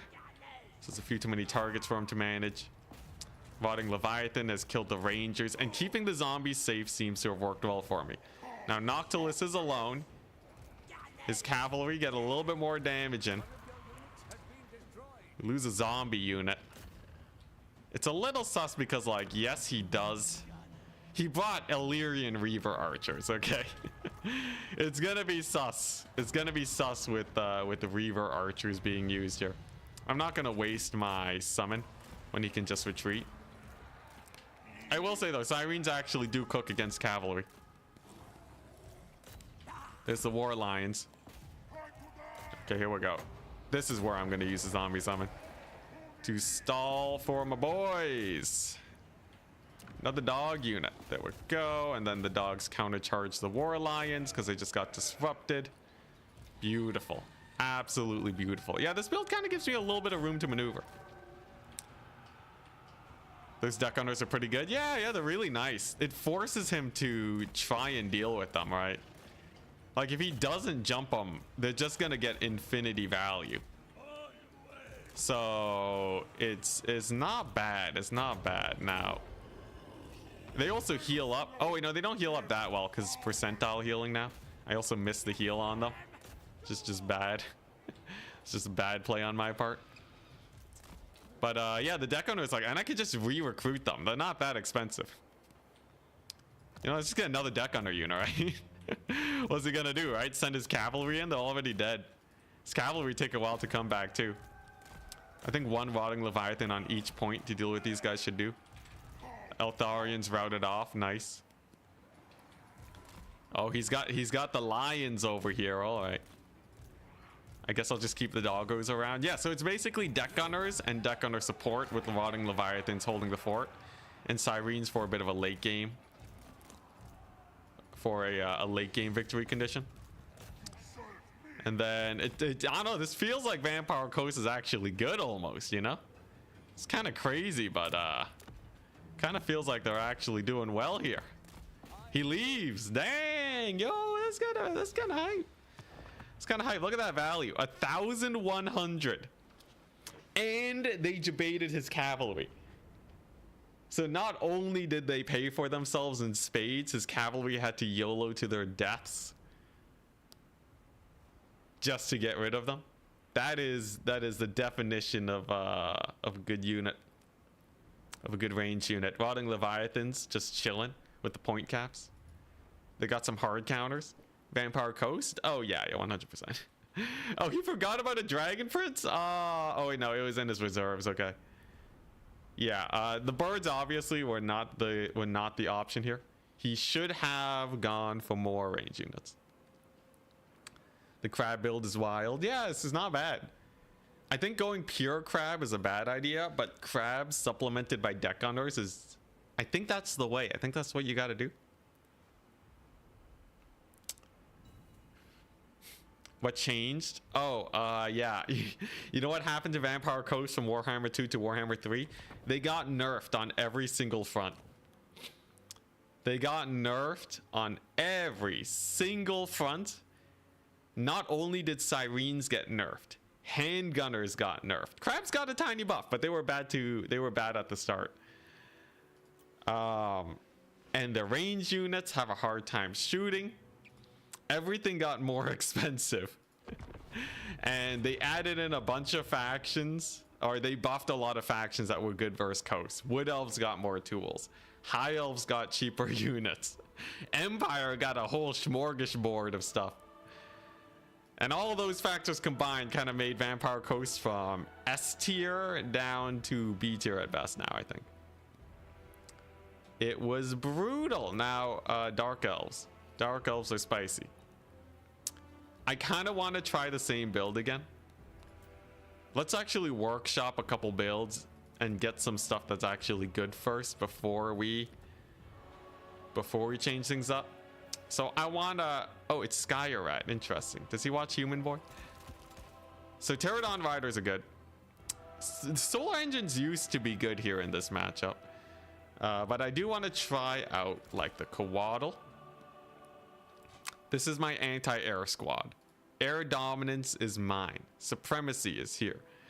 The Chameleon Stalkers are not the best of the best unit. I guess it's not like he has a lot. Oh, man. Are they a good unit? They're so expensive. I feel like I'd rather just have Skin Cohort with javelins. Like if I want a range unit that can do damage, why go for something that's just way more expensive? Right? That's 150 more expensive. Now I have a wide build, so naturally that means Feral Cold Ones are better here. They're cheap. They get a lot of work done. And then I just need a Terror piece. I guess I already have the Coatl. It's Dark Elves. He could have Skirmishers. He could be big on the skirmish game. You know, I want to try not going Chameleon Skinks for once. What, Boxagors? I could go Ark of Sotek. Arc of Sotek is a massive anti-infantry tool. The thing is, though, is like I don't have a backline that's even worth defending, right? I need a solar engine to have that. Okay, I don't need this many feral cold ones. I'm gonna go for a solar engine, right? And then one sacred Croxagore. Do the sacred Croxagores cook? This is the question of the day. So this is mostly like I'm gonna shoot you with javelins. Don't try to kill me with cavalry because I got my cavalry. And if you bring in a bunch of shades and range units, I have a wide enough line to just run them down. Maybe. That's the thing that I'm most worried about, right? Can I actually chase them down? Why are feral cold ones? Because they're cheap and they'll still kill dark elf cavalry. Like you combo them with super cheap infantry and you're cooking. Oh my gosh, Dread Saurian versus Dark Elves. Are you crazy? You just want to see it get shot.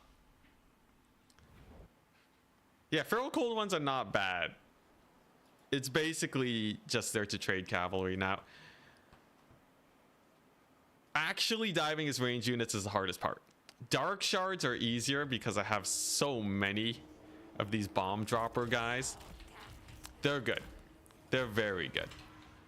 Okay, we got the skinky boys with just a million javelins. Okay, these are the OG blue horrors. They got so much ammunition. They'll trade out as long as they don't get immediately jumped. Coatl, not the best air fighter, but it will secure air dominance. And then just a solar engine for chariots, I guess. Yeah, if he goes for a lot of chariots, I don't know. There's a lot that could go wrong here. Our army is larger than his, so that's good for the outmaneuvering. But it's really going to depend on what he brings here. If he goes like heavy chariot, I don't have that much mass. I have just enough mass to not die instantly. And like these guys are okay, but there are chariot units that can shoot up when it comes to dark elves. And they will definitely kill everything. You could also go dark riders. A little bit better for me because javelins counter dark riders. Yeah, we'll see. These guys are kind of one and done cavalry, by the way. So Rampage is naturally just gonna have to eat it. Okay, so he brought a Medusa. He brought a Medusa and he has repeater crossbows. He has Marathi in the air. Okay. Okay, this is not bad. This is not bad.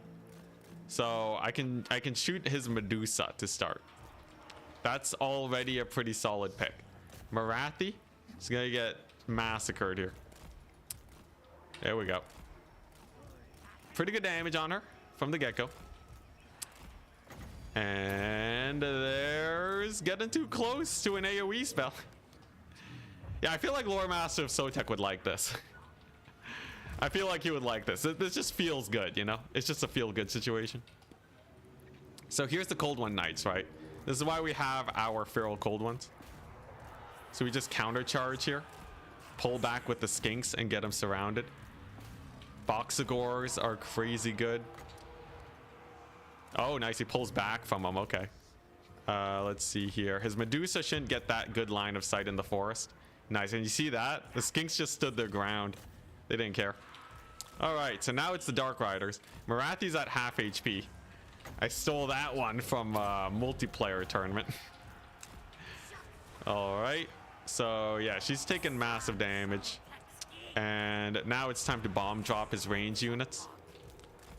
They are by far the scariest guys. He's trying to take out the Boxagores.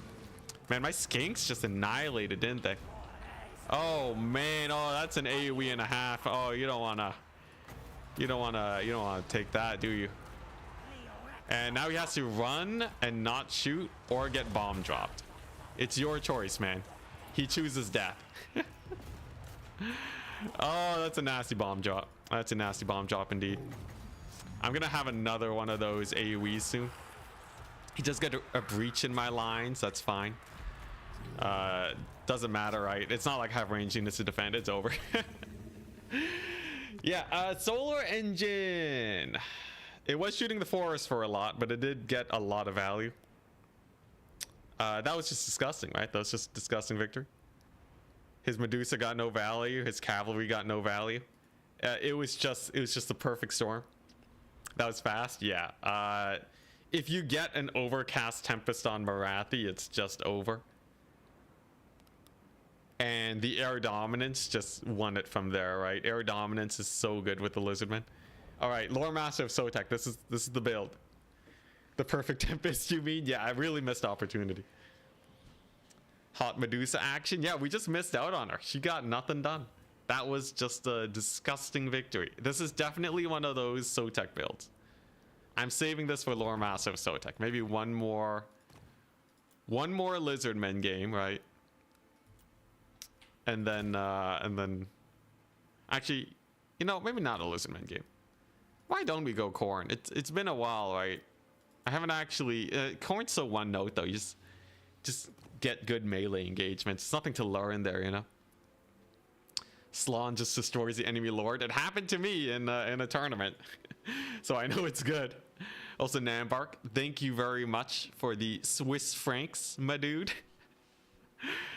Last night, I was lying in bed, just repeating, because I was having a hard time sleeping. So I was just like, Swiss francs. Swiss francs. I was ready. I was ready, man. Nurgle? You want Nurgle action, Cathay? Alright. Is this ladder or tourney? Just ladder. You know, maybe this will inspire you, some of you guys to play ladder. You know, if Enticity can win this easily, you know, against these guys, surely you can take a crack too. Copy some builds, man. Go for that Lizardman build. It's good. All right, Demons of Chaos. I want to try its domination. What did I do last time that won against Khorne? It was the disgusting mass infantry build, wasn't it? So we go Tarmakon. We make him a raid boss on the cheap. Then we get Kaiz on his mount because he has to be. Bring him on the cheap. Then we bring in a Nurgle caster for the heals with Blight Boil and Fleshy Abundance. Yeah, this is just the build, right? And then the rest is literally just infantry. If he decides to bring skirmishers, he's screwed, man. He's so screwed. So Pestigores into the horizon, Forsaken of Nurgle. What costs 800? Apparently nothing. Okay, we gotta change it up a bit. Let's see here. What, Marauders? Yeah, get a couple Marauders in there. Man, everything just does everything like what in the Nurgle army? How do you get change as Nurgle? Okay, there we go. That'll do. Okay, then we just load out with Marauders, get a couple Nurglings, and then more Plague Bearers, couple more Forsaken. What was it? I got some Chariots in the previous one, right? It was like just a couple Chariots for cycle charging, and then like one Beast of Nurgle for single entity fights. So like this is the I'm not losing a single entity fight build. Plus, congratulations, if you bought anything ranged, you're just gonna be shooting forever. I think this is a good build. Yeah, no Rot Knights. No Rot Knights. This is just like the max infantry. So the only way for him to win this is with insane anti-infantry options. But if he brings cavalry, they're gonna get bogged down. There's no way they don't get bogged down. Nurgle's heavy. If he brings any dog units, like, yeah, this is, it just takes too long to kill this many units. Simply awe-inspiring build. It is true Nurgle. This is how Nurgle is meant to be played. Drown them in flesh. Demons of Chaos have skirmishers. Yeah, they got a few, I think. If he goes flamethrowers, I really wonder if they'll run out of ammunition. Now, there's definitely some things he could bring that would put a pounding on us. But like, Demons of Chaos, what's he gonna bring, right? Everything's super cheap, you know? I don't have any anti-air, but like, Look, if he wants to try and snipe Tarmakon, I'll slap him in the forest. Grinder, soul grinder, yeah, no. Expensive single entities would put him down, I think. Obviously going for Tarmakon and this many dudes is a little bit sketchy. But I don't think it really matters. I don't think it really matters. Like we got a flying dude. Plague ridden. I don't know. Maybe he'll just shoot us to death, right? This build either looks amazing or it looks garbage. What did he go for? He went for Karnak. Okay. He went for the doggo. He went for the Hellforge. Yeah, this is what I'm banking on, right? Hellforge Bellows. It's too tempting to go for. He went for Plague Bearers. Interesting. He thought to himself, what counters Nurgle? Nurgle. Worst case scenario, it's an even fight. Honestly, brilliant play. Yeah, let's just get ourselves some more guys here. I'm not worried about the melee fight. Exalted Lord of Change got nothing on us. There's the Bellows. Can I dodge it at all? It's a mountainy area. It's gonna have a hard time hitting anyways. So capture points are mine. Thank you, Pestigores. You did well. There is a blue fire. Tarmakon laughs in the face of your blue fire.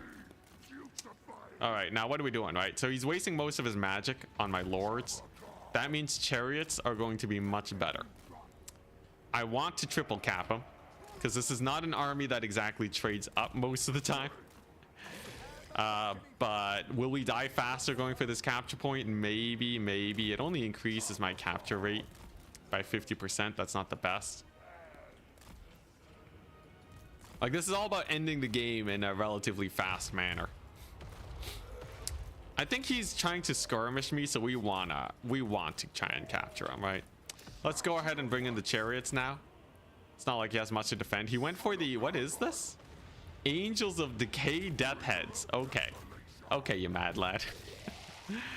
All right, so he really wants to skirmish, so that means we are going for the capture points for sure now. Tarmakon doesn't care. He has regeneration. He's not gonna die.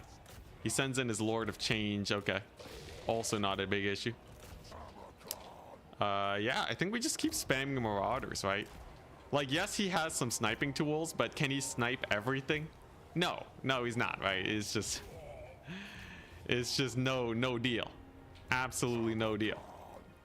Yeah, he's really going for that Tarmakon snipe. The Death Heads are putting in the work. Tarmakon does not know how to move, apparently. But, yeah, let's just get a Fleshy Abundance on him. Tarmakon is the best target for Fleshy Abundance. Now, is he on fire or anything? I don't think so. There's the triple cap. And the perfect stall is just yet more infantry. He's using magic on super cheap Marauders. That is not value. He's trying to bring in the Plague Bearers. Not a problem. And I guess, you know, if I guess I do have chariots here. Chariots should be able to get in some work. And he sends in his Lord. Interesting play. I will say Tarmakon's going down a bit faster than I would have hoped.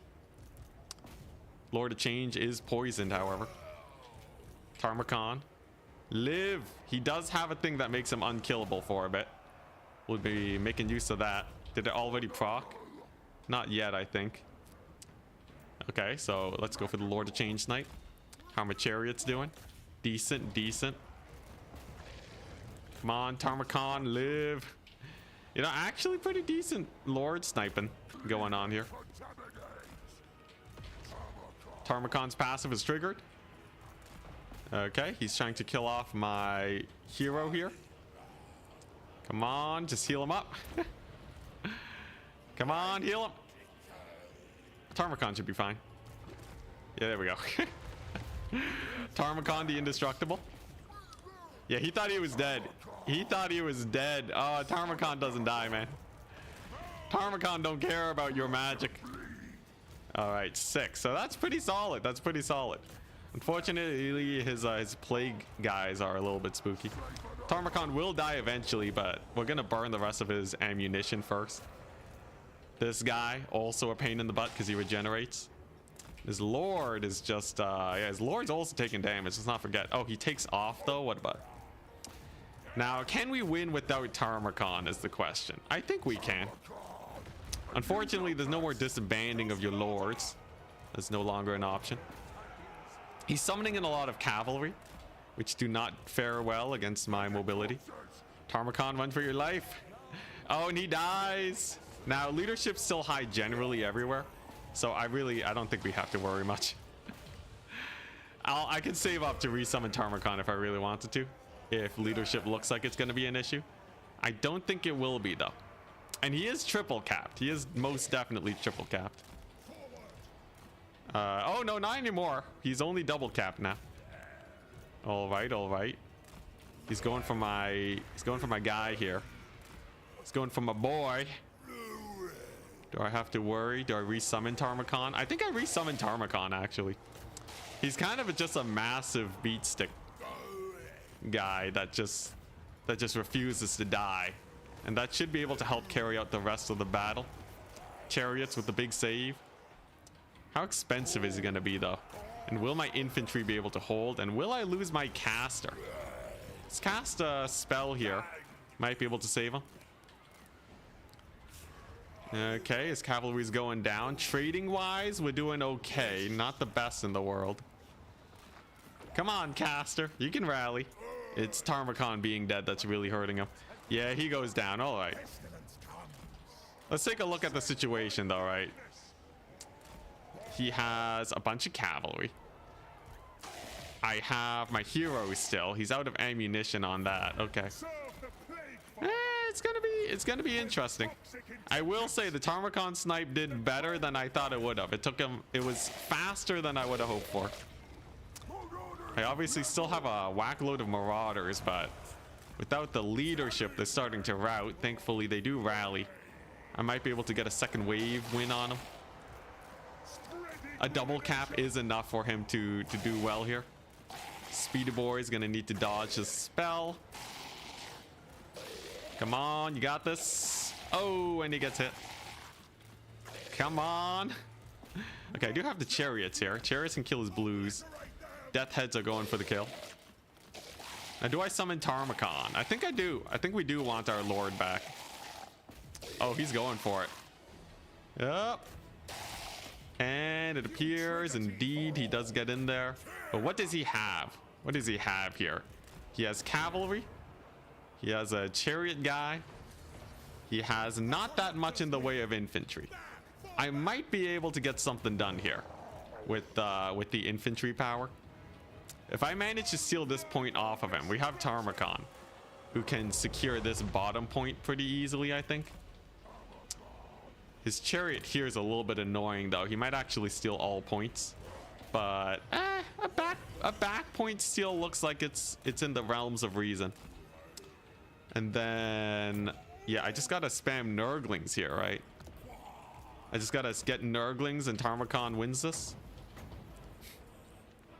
It's a little sus. It's a little sus. The mass infantry are gonna have to really carry. They do have their leadership back, however, which is good. And I just gotta get that big ol' breath attack into point capture. His exalteds have taken a lot of damage. Okay, yeah. I think we get this point. What, he has a unit of cavalry? He does capture this back area, but that's about all he's gonna get. Now, will he have to abandon it is the question. Nurglings are interesting. I don't know if they're going to survive well there. We'll see. We'll see how the chariots are doing. Chariots are doing okay. Forsaken get routed. Man, I think that powerhouse lord snipe might have done it. We'll see though. We'll see if big boy T over here manages to steal that point back. He did pull away the chariot, so maybe I can take this capture point. Ooh, but we're getting tabled now. We're almost tabled, and without more without actual capture weight, it's gonna be a bit sus. It's gonna be a little bit sus. What are they gonna do? Kill everybody? Hey, I did say it's either gonna look amazing or it's gonna look bad. Now, maybe we retake 2 capture points. It's not completely impossible. I am out of units to summon in, however. Tarmogon's got the big damage. What's he got? More flyers. He re-summoned the death heads. Interesting. I wonder if he de-summoned them. That ammunition reload's scary, but I think Tarmogon's tanky enough. He should be tanky enough. This is mostly cavalry, so I think Plague Bearers win that. I think overall level of sus has increased though. Now we do have a heal. We do got the fecundity. Let's go ahead and give him some of that. It'll spread to the Nurglings. That's good. Yeah, I was really hoping for a double cap, but I think there's just too much power. I think there's just too much killiness in them. I'll fight it out though on the off chance that maybe these crumbles and Tarmogon are able to pull it back together. We'll see. We'll see how tanky this guy is. I also got Plague Bearers like crazy.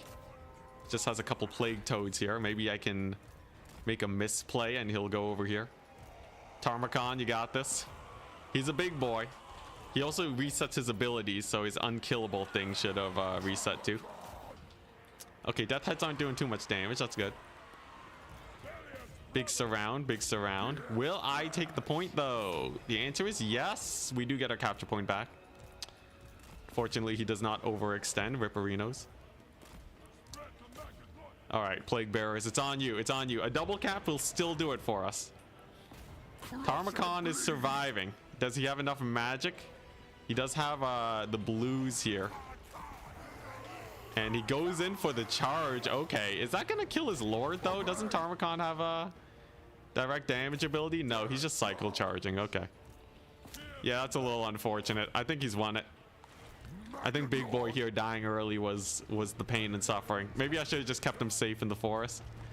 We'll see. We'll see if he manages to pull a miracle against the lord. Oh, he just dies. He did not get the ability reset. All right, that's just GG. All right, all right. So the problem there was he just had too much shooty versus my boy. This cannon actually didn't get that much value. Neither did his dog. Honestly, I would probably cut Kaizek and just get more infantry at the start. And then keep Tarmogon safe. Or get a super cheap lord and then just wait on the single entities and just go really hard on everything else on infantry. 6k value death heads. Yeah. Death heads just kind of sat above me. I didn't realize the ROR actually did that much damage.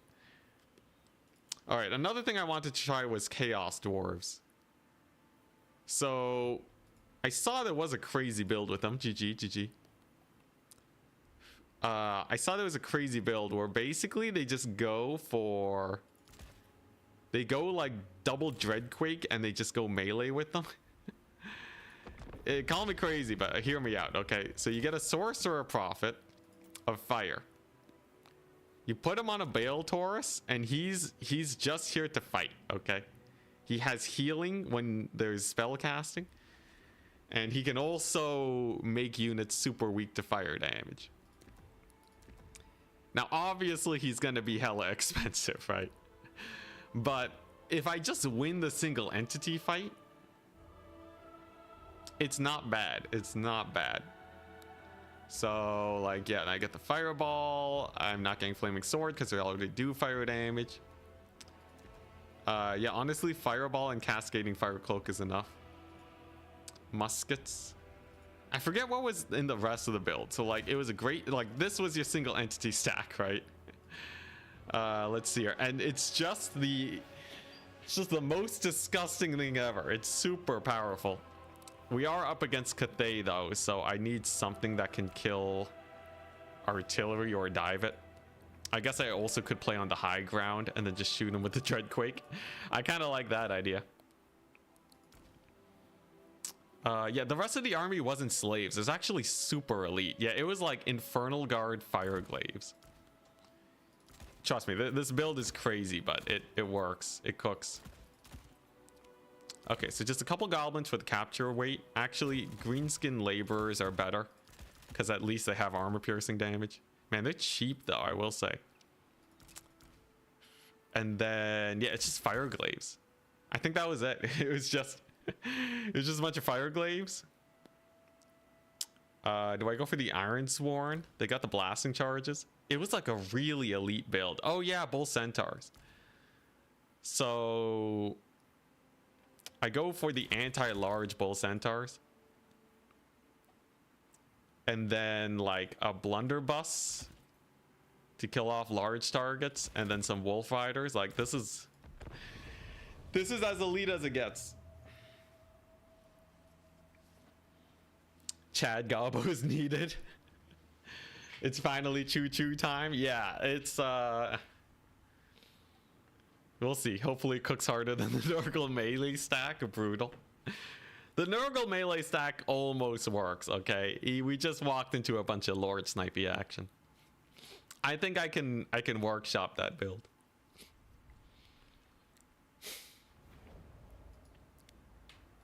What in the world is this army? It's amazingness. So like he can't win any single entity fight. And what's he gonna do? What's he gonna do versus, right? Shoot him with cannons. We got the high ground. Double Dreadquake Mortar, okay. The Demon's Tongue. We got the Demon's Tongue for the flamethrower. Isn't this supposed to be towing a Dreadquake or something? Or is it just a flamethrower? Whatever. We got the Dreadquake for that. Did I get the wrong train? What happened to the towing? Whatever. What I got a Dreadquake. What is this? It's a build. Trust me. So all we gotta do is park over here and just generate value for days. Demon's Tongue can kill his cavalry. It also has some impact damage. And then yeah, I just got a bunch of anti-large, some fire glaives. Will be great.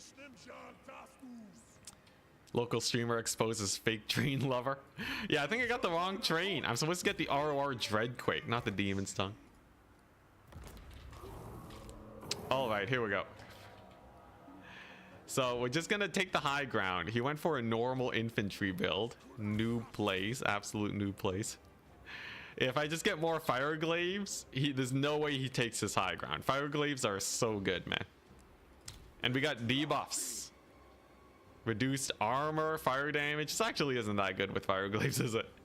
It's just 20% more damage. I thought, wasn't this more before? Wasn't it like 60%?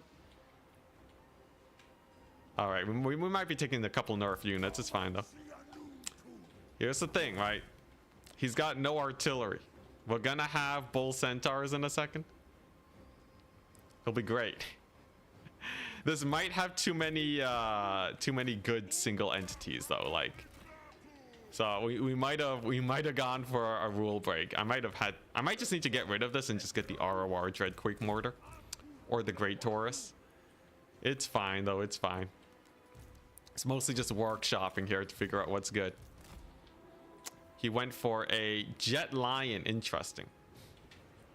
Do I just get another Fire Glaive? Or do I get... I think I do. I think we just... Fire Glaive's a king. You know what? Moral of the story, Fire Glaive's a king.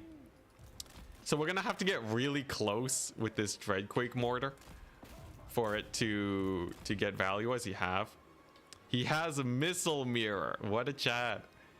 And an Ancestral Warrior Summon. Interesting. Unfortunately, this bad boy is the slowest thing I've ever seen in my life. 20 speed. Holy crap. All right. All right. Yeah, I don't know how this is going to play out. Let's see here. Okay, Jet Lion's coming in hot. Yeah, I just gotta slowly scoot up towards him. I totally took the wrong artillery piece. It's definitely a my bad situation, but here we go. We got the flamethrower here. There's this lord. Is this dodgeable? Is she fast enough to dodge a fireball? Let's see. I want to see. The answer is no. Let's go. I've always said fireball's where it's at. All right, sick. Let's go ahead and get our shot off. Terrifying sound it makes. All right, and there we go. It's gonna go ahead and slam there. That's how good its accuracy is. What is this garbage? I'm getting ripped off, guys. What was that hit? All right, here we go. Let's just start shooting with this. Let's start YOLOing it. What? It's shooting at the jet lion? Why the jet lion? Okay, well, there's the missile mirror. Okay, we are getting absolutely ripped off. We are getting ripped off into oblivion here. At least the fireballs are cooking. Let's see here. Can I get some hobgoblins? Okay, you know what? Hobgoblins, this one's on you, okay? I believe in you. Trust me, this is a build. This is a build that cooks. It's already routing. It terror routed. Oh my gosh. Oh, this is the worst. Oh, this is just the worst. All right, well, here's the thing. I can at least kill these guys, okay? He has nothing to defend against the gobos. we can kill the lion, I guess. Oh my goodness. Oh my goodness gracious. All right, there's the fireball. Here, give her a weakness to fire or something. There we go. There's the weakness to fire. His guns can only do so much. Okay, yeah, and we're just gonna kill her. Okay, we just gotta kill her. Go, gobos, go. Okay, what? He's summoning in reinforcements to try and help out. Not a chance. This is gonna be one off the back of fireball, isn't it? Fireball. It turns out fireball's a good spell. Okay. That's all I have to say. Yeah, just eat another fireball to the face. Why not? Okay, there we go. We're just gonna evacuate because we got some guns there. I think she cast a slow on me. My train, unfortunately, is just useless. It's just absolutely useless. At least the hobgoblin wolf riders are good, I guess. All right, there we go. She's routing. Okay, that's a plus. Flamethrowers away. Gobos. Yo, hobgoblins and fireball. That's the solution. I figured it out. Can I get more guns, maybe? You know what? Yeah, more blunderbusses. Why not? Am I really gonna resummon that Dreadquake? That would just be the worst idea ever, right? I'm pretty sure that is the worst idea ever. All right, go goblins, go. Did she rally? Did we get a Lord Loss penalty? Amazing. Okay, there we go. They're trying to get their shots off, but Iron Hails are no match for the power of janky range units. They're gonna get routed off. Amazing. Okay, next up is the cavalry. Thankfully, infernal guys are really good against Onyx Crowman, I think. So they should be fine. At least I think so.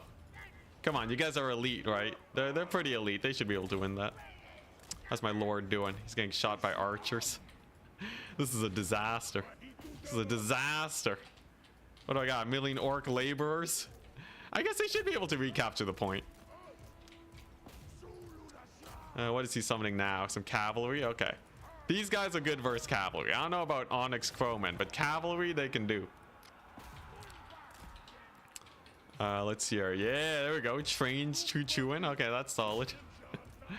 We got the shotguns coming on in. Man, I really feel like I have nothing to summon in. Kind of a feel-bad feeling. What are we doing? I guess we just snipe his casters now? I don't know. I don't know what I'm doing, man. Are we even trading up? We're not even trading up. Losing that artillery piece. Losing the Dreadquake mortar at the beginning. Not a strat, I will say. As far as strategies go, definitely not the greatest. Now, orc laborers are good. He has mostly infantry here. At least their capture weight should hard carry. Onyx Crowman winning somehow, some way. My bull dying to a couple units of cavalry. Classic. Orc laborers are bad. I'm pretty sure they're bad. You don't need to tell me that. All right. You know what? Maybe the bull centaurs will do. If we just kill his cavalry, I think there's a chance there. You know what? The orc laborers are in the fight now. We got that breath attack going. That's pretty hype. Peasant horsemen, not an issue. Shotguns cooking. Laborers are in the fight. Cavalry away. Okay, you know what? If he doesn't summon anything, this is not bad. If he summons absolutely nothing, this potentially could be a phase in the battle where the tide turns. The mass orc laborer charge. Onyx Crowmen are killing my Infernal Guard, though. That's disgusting. What are with these Onyx Crowmen? Are they really that good? What in the world? I have no idea. At least my flamethrower thing's still alive. What? I have more hobgoblins. Okay. Hobgoblins are in there. Ranged tools are doing good. Maybe a fireball here will do. Guns are in. Orc laborers are in. Oh, there's the missile reflect. Is this Lord alive? She's alive. Oh my gosh, no wonder. Now I gotta go Lord hunting. Ah, my goodness. How much time do I have here? We're triple capped. Yeah, all right. Well, I do have some big guys coming on in. And I do still have that nasty artillery train piece here. Like, it's looking like we might be able to army wipe them. So let's not call it quits just yet. Look at that. Mass terror routes. Mass terror routes looking good. Guns are firing. His cavalry's dead. We're capturing a point here. Bull centaurs can take out Jade Lancers for days. All the guns are now online and operational. Nice. Hey, okay, this is looking like it's going in my favor all of a sudden. This looks like suddenly he's kind of starting to die. I like it. I like it. Now, we're going to have to hold a triple cap, which is kind of suck. But aside from that, you know, it's not bad. It's not bad. Yeah, we even got some goblins here. He still has a jet lion. Still has a jet lion, just kind of chilling. Maybe I can route these guys off. Can I get a terror route? Big old terror route into, yeah, there we go. Into a breath attack down the line. That's not bad. That's not bad. There we go. Come on, breath attack. Give me that breath attack. Right down the pipe like a glove. Okay, and then a fireball onto these guys. And then I guess I'm saving for another bull centaur. It's bull centaurs for days, I guess. Bull centaurs are good, right? Come on. Get the terror. Okay, there's the capture point. Man, that capture weight, though, is getting a little spooky. I'm not going to lie. At least, yeah, bull centaurs are cracked. Okay. Okay, good to know. Good to know. Bull centaurs are absolutely cracked. Now we just got to capture this here point any moment now, and we'll be fine. Are they cracked? Yeah, they're taking a little bit of heat. At least my slaves can eventually capture the point. Come on, you guys got this. You guys got this. I believe in you. The middle point is just refusing to be captured. Bull centaurs, are they cracked? Oh yeah, they're cooking. Okay, triple cap on the way, and then I just snipe his lord, and then he's got nothing, right? I just gotta actually capture a point for once. What do I gotta do, man? What do I gotta do? Laborers do not like capturing points, it turns out. They are expendable, which makes them really bad at doing that. Thankfully, fireball should do. There we go. All right, we're set. We're set. We're good. Top capture point is ours, basically. Bull Centaur still winning the game for me. Oh my goodness, what heroes! And nice. He's basically tabled now. He's basically tabled. He's got nothing left. Okay. Against all odds, we somehow managed to do it. I just had to start summoning in my actual good units, and then we started winning. Who would have guessed? I just gotta support this top area now, and then we're fine. Yeah, and then it looks like it's looking pretty good, I must say. Wolf Riders and Bull Centaurs. Wow, those Bull Centaurs really cooked, didn't they? He's sending his lord in on them. Is she suicidal? That's 8 Bull Centaurs, man. Yeah, she should just die. Get that fireball going. Fireball action for the win. Okay, he does finally rout them off. Not without some very brutal losses. Fireball. Pretty good deeps, pretty good deeps. Yo, he's triple capped. Oh my gosh. And the sick breath attack. Amazing. Oh, he's doomed. He's screwed, man. He got nothing on me. Yeah, let's go. All right. I don't know what I did, but we just started winning. Yo, bull centaurs. Okay, yeah. For sure run bull centaurs. The trains are kind of debate. The Dreadquake mortar did like nothing. You know, maybe I'll get another demon's tongue.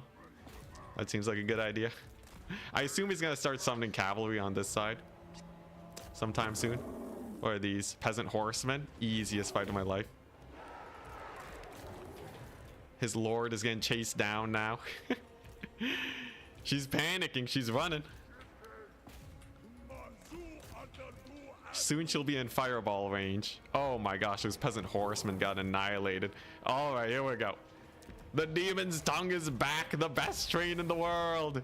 He's fast. He's terrifying. Yeah, so we're just gonna use that speed ability on it. Give her a fireball. Summon some gobos to clean up. Okay, nice. Do we still have capture weight? We don't have capture weight. Ooh, that's a nasty fireball hit. Come on. Please tell me she routes after that. Desperately fighting for the point now. Come on, come on. Oh, she routes and she's done for. Let's go. All right, sick. So now what? Now the demon's tongue has to win this top point, right? He's still summoning in forces here. He's about to recapture it. That's not good. Do I have a breath attack? I don't have a breath attack. She rallied. What a ripoff. You're kidding me. She rallied? After all that, she rallies? Well, that's not good. And here I thought we were cooking. Yo, I should have just chased her off from the start. What a ripoff. Could really use a mortar right now. Yeah, if I just kept the mortar safe since the start of the battle, that would have been nice. Can the demon's tongue win this? You think the good old demon's tongue is where it's at? What does it got? Come on. He's got nothing on me. Yes, she shatters. There's a chance. There's a chance. Come on. Come on, demon's tongue. You got this. Come on. I got a bunch of laborers coming in, huh? They should be able to hold here. Come on, come on.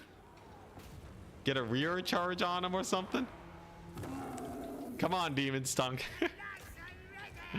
Come on, big terror route. Your lord's dead. What are you doing? Just route already. There we go. There's a terror route. What a scuffle. What an absolute scuffle. He's trying to go for my capture point. We're gonna stop him with the gobos. Demon's tongue manages to hold against all odds. Okay, very nice, very nice. Mass routes. Okay, all right, well, there you go. Now he just has to capture the other points. Now, that's a lot of peasants. I wish I could recruit anything. Anything would be nice. Literally any units.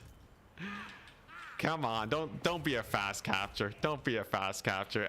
We won this, man. We practically won this. Why is everything captured so slowly? Yo, Chaos Dwarfs suck, guys. I don't know what to say. I hate Chaos Dwarfs. Oh my gosh, there he goes. Here he goes capturing my points again. Alright, so we're gonna need to steal that back. We have a minute though. We have a solid minute. This is not getting captured. This is not getting captured. Alright, come on, come on. Gotta make sure. You know, it's kind of close. It's kind of close. He's gonna summon more cav to take this point. I know that. Okay, so we should be able to get a terror out. Oh, that's a lot of elite guys, isn't it? That is a decent amount of elite guys. Oh man, I just should have made mass bull centaur, man. It's over. It's over. The train got to move. Oh crap.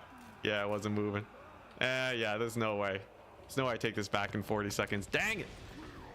Okay, almost. I rate that almost cooking out of 10.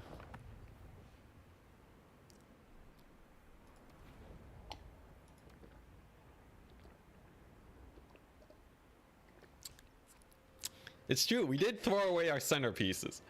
If I had just protected the Dreadquake mortar a bit better, we would have won. 0 kills on the Dreadquake. I'm redeeming myself now, okay? I am redeeming myself with the Chaos Dwarves. Okay, how do you... What did they do before? Did they do like... Was it a fast thing? How did they do? Was it an Iron Demon? Can I get it to like... How do I do the thing? Dreadquake? Iron Demon? Is that what they did? Because now it has 55 speed, right? It's a pulled Dreadquake mortar. Oh, yeah, okay. This is what they did. So they went Iron Demon and then they gave that a Dreadquake variation. I see. I see. That makes a lot more sense. Okay, lore of fire. Fireball. It's the lore of fireball spam. Okay, screw all of this business. Give him a Bale Taurus. Okay, yeah, this is how you do 10k HP, easy. The Dreadquake only has... Okay, I see now. I see. This makes a lot more sense to me. Excuse me. So, yeah, you just use the Iron Demon to pull the Dreadquake. It was so obvious. Okay, sick. Very sick. So I just gotta do that then. And then I get a Bale Taurus. So now we have the biggest boys and a Bull Centaur. Then I get 2 Infernal Guard. And then I get units that can actually fight. My goodness. There we go. Screw the laborers. Laborers are hot garbage tier. They're definitely in the why would you ever tier. And then, do I get heroes? Do I get Gordoz? Gordoz is like pretty nice capture weight, right? He's also fast. I could get Gordoz on a wolf for 650. That's pretty solid mobility and capture weight. Because like this is the value, right? Also, Swirko, thank you very much for the 5. Been really enjoying the streams. Have some cashews. Oh, thank you so much. I did run out of cashews, so... That is most helpful. Thank you. You think this build is good? How do you like this build? You know what? Emergency Hobgoblin capture weight? Nah, that's not where it's at. Normal Goblin Laborers? Sure. Goblin Laborer capture weight. That's where it's at. Gordoz has summons. Oh, hi. Does he have summons as an ability that I need to get, or he just has summons? Does he have summons? I feel like he doesn't. You might be thinking of the Spider Lord. All right, here we go. So this is the real play, right? So it's basically an army that's like you know, they're just gonna try to fight me, but I got a big train that does 1,000,000 damage. This is like a solid train build. We got the towing going. Okay, this is the build that I saw in multiplayer. It was Conquest, but what can you do? So like the idea is he's not going to win single entity fights, and he can't use infantry or cavalry to support, because I have this menace over here, a very fast mortar, very fast Dreadquake mortar. Okay, and then this guy's such a beast in melee because he also heals after casting spells. Did I forget to take the ability? Whatever, it's fine. We don't need it. He's still a great fighter. All right, here we go. The Slaughter Guard, Chaos Warriors. Okay, and then I just use my cavalry to mop up the rest. This should be a good build. I like this. Here, just get a... Oh, he's already brought cavalry. Whoopsie daisies. He has a Valkia. Nice. You think Valkia's gonna win against Fireball spam? Maybe. She have missile resist? She only takes 50% damage from fireballs. Thankfully, it's not dodgeable. And then he uses his invulnerability way too early. Nice. Marauder horsemen. Do they die to my skirmishers or to my cavalry? I guess we'll see. There goes her there goes her invulnerability. Rip Valkia. All right, and so begins the mortaring. Now this is undodgeable at close range. That's what makes it good. It's gonna hit. It's gonna hit and it's gonna hurt. Now they're slowed. Easy breath attack, right? Now we turn on fire at will. And we've already gone huge value. Huge value, okay? Look at that. Amazing, amazing. Okay, then we gang up on Valkia. His cavalry's getting massacred because it's in a forest. Okay, nice. Yeah, look at that. Pretty good. Route off his cavalry. We're gonna save up for some more elite guys, and we're just gonna play the value game now. He has to land Valkia. What a scrub. And now we just chill. We just chill with our centerpiece artillery. This is what was supposed to happen. Okay, this was what was supposed to happen. I don't know what happened last game. This is much better though. So he's not really going to be able to kill this thing. And then the fire glaives come on in now to mop up the rest. Oh, the point blank. The point blank Dreadquake hits. And boy, does it hit hard. Should be able to get a solid charge on Valkia now. Yeah, this thing fires in melee. That's the secret. That's the secret sauce. She just kind of use it to murder their faces. Now, unfortunately, I do lose my expensive cavalry, so it's not a complete W just yet. We got to fight it out. Valkia getting murdered though is great. I have range units. I got range units. Or you mean if Khorne doesn't have ranged? Because yeah, there is that. This thing is a menace against melee armies. Yeah, Valkia is just dead now. And so begins the mop-up of the rest of his army. As they rout off, we can chase them down with our boys. There's another Dreadquake shot. Wonderful, wonderful. Lord taking a bit of heat. Not a problem. Those poor Marauders of Khorne. Absolutely murdered. We're going to shoot his elite boys. And it's over. It's absolutely over. There's no way you can win this now. Yeah, that's the build. That's the build, people. If you want a gross build in multiplayer, this is what you gotta do. You just gotta unlock the filth. This is what I saw in that one multiplayer game. It does feel pretty filthy, I will say. This is I'm not usually like this, guys, I swear. All right, here we go. Just plow through. And that's another nasty hit. Nice. He summons in some Minotaurs.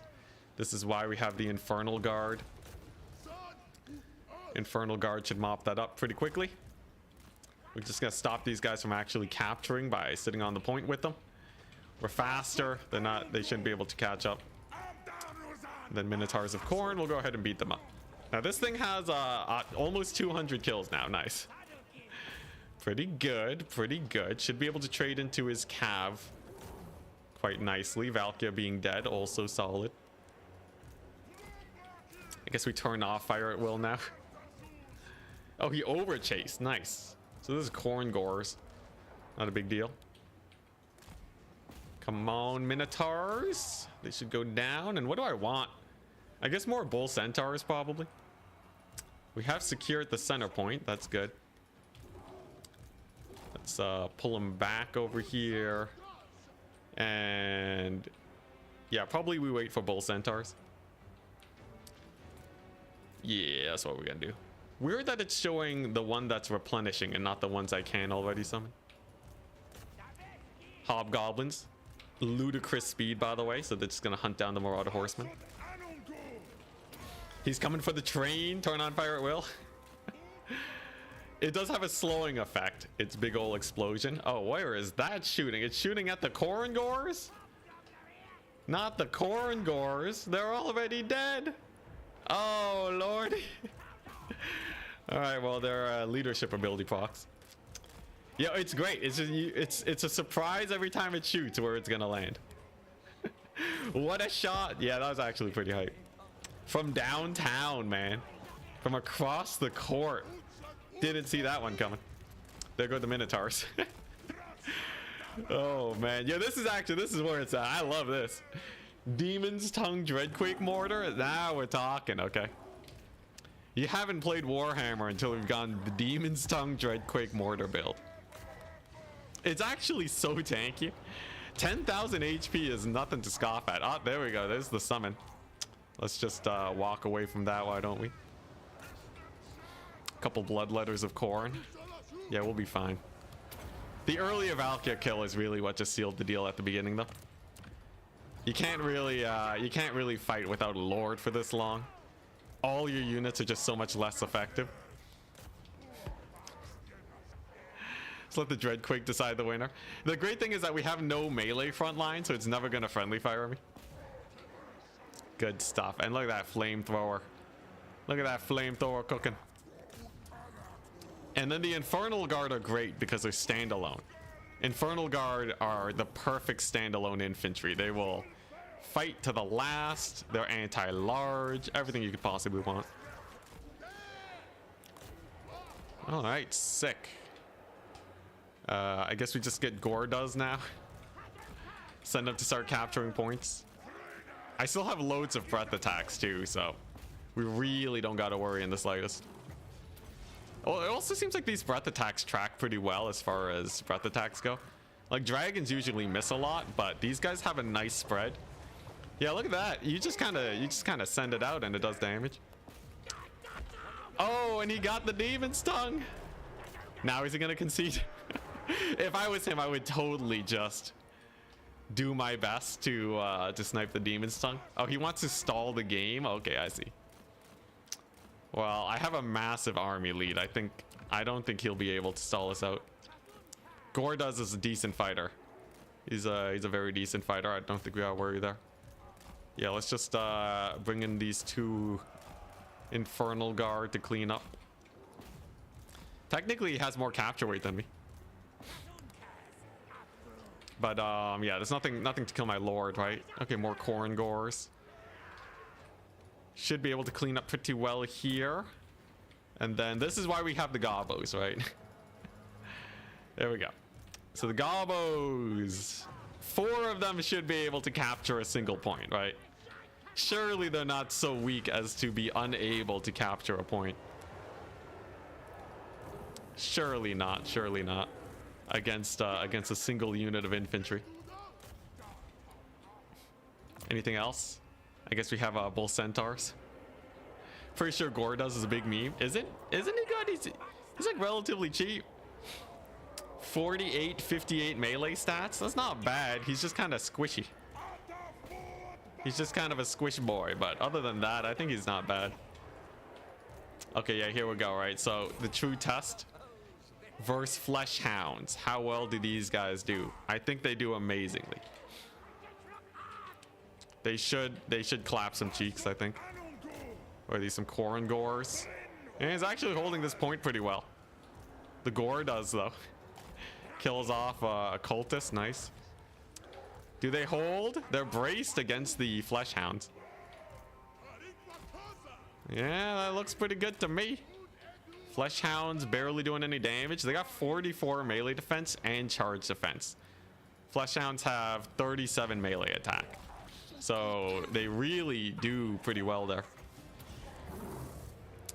Oh, this is gonna be nasty. This is gonna be nasty. Huge charge and breath attack. And now maybe one more breath attack just to finish them off. Okay, there we go. What's left? Yeah, they're trading pretty well.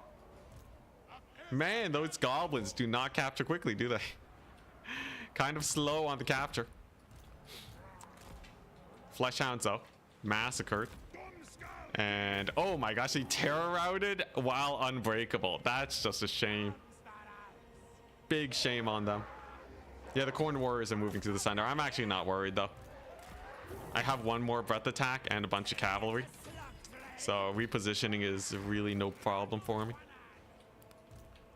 We also got the we got the triple cap going. They resummon the Demon's Tongue. Let's see. Corngors are here now, so they will actually be able to fight my poor Infernal Guard. Then again, 31 melee attack is not a lot. The chance my guys are able to hold. A couple Marauders here. Yeah, at the very least, I don't think he's capturing this point. Even if he does route them off. Though, definitely big Will See moment. What else is, yeah, he has a Skull Reaper. Interesting. Well, they're just about to run into just a wall of flesh and bullets. Is he gonna kill the Bale Taurus? Dang, Bale Taurus kind of going down. I will say Korngor has vastly outperformed my expectations. I always thought they would have sucked, but they do fight pretty well. Okay, yeah, now he's mass summoning to this flank. Totally fine, because all these guys are routed off. At this point, I just have so much value over him. He's not really going to be able to win it.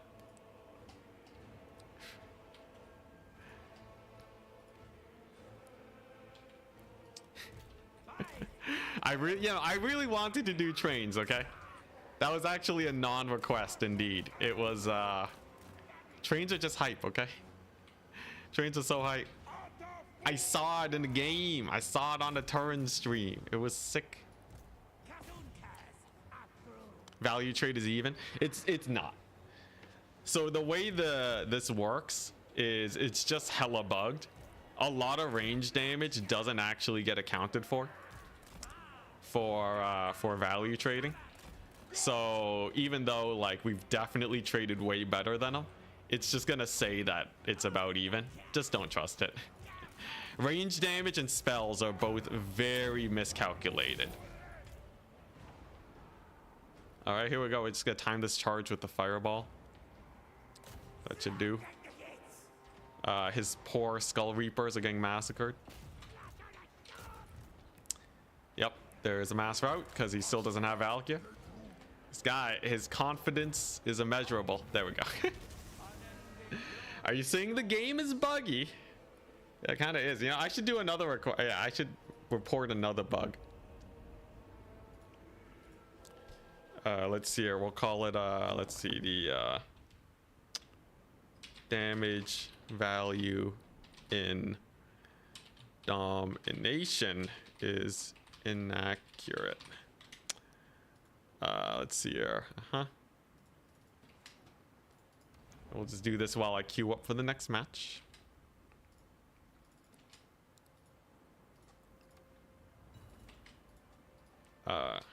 Pretty sure ranged and magic damage aren't right.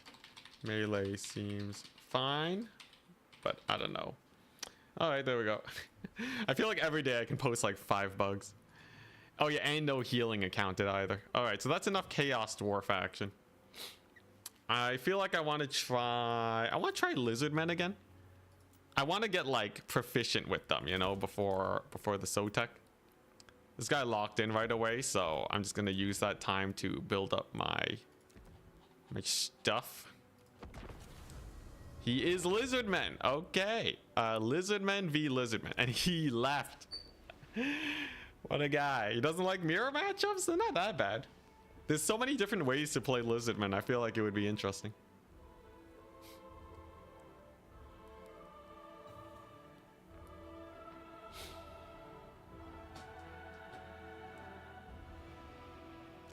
You imagine a dusty filing cabinet at CA. Just pouring over with my bug reports and suggestions. I have faith that eventually, one day, many years in the future, they will eventually be fixed. All right, big boy over here. High magic, apotheosis. We got the tempest. Don't really need shield of sapphire. Arcane conduit's good. Same with banishment. These ones aren't. Okay. Wood elves. Now, they have a much easier time shooting my Pterodon riders. I don't think an air supremacy Pterodon rider build is the way to go here. They also have a lot of cavalry, which can be incredibly spooky. You know what I haven't tried today though? A kite build. Do you think we can out-kite the Wood Elves? What if I got an Ancient Salamander and double Bastillodon? What if, consider for a second, if we just got a ludicrous number of range units and then skink Cohort into the horizon to tank some shots? And then, this is garbage build. If he brings cavalry, we're just dead, right? So I need to have at least something to deal with that. Cold Wind Spear Riders are an option, not the best. This is my anti-air tool, just in case he goes for air. Do I have to worry about him though? Air units are like the least of my worries. What if they bring a tree? Flaming damage lasers is the answer. Magic damage and fire, so they do full damage to trees. Is it good? We'll see. We'll see. This is a lot of ranged pew pew though. You know what? This is not the worst. This is not the worst. I feel like I'm missing something though. Am I missing something? A single entity to cycle charge? I guess Basildons can kind of do that already. You know what? Sure. Sure. Let the kiting begin. This guy's got nothing on this. This is the mega kite. Wood Elves. Wood Elves are gonna die. Yeah, I got so much fire damage. Tree builds will just get kited to death, I think. If he goes for a kite build, I have a lot of ranged. Coatl not present, fake kite build. What's with you guys and Coatls, man? Is it because they're bad? Probably because they're bad.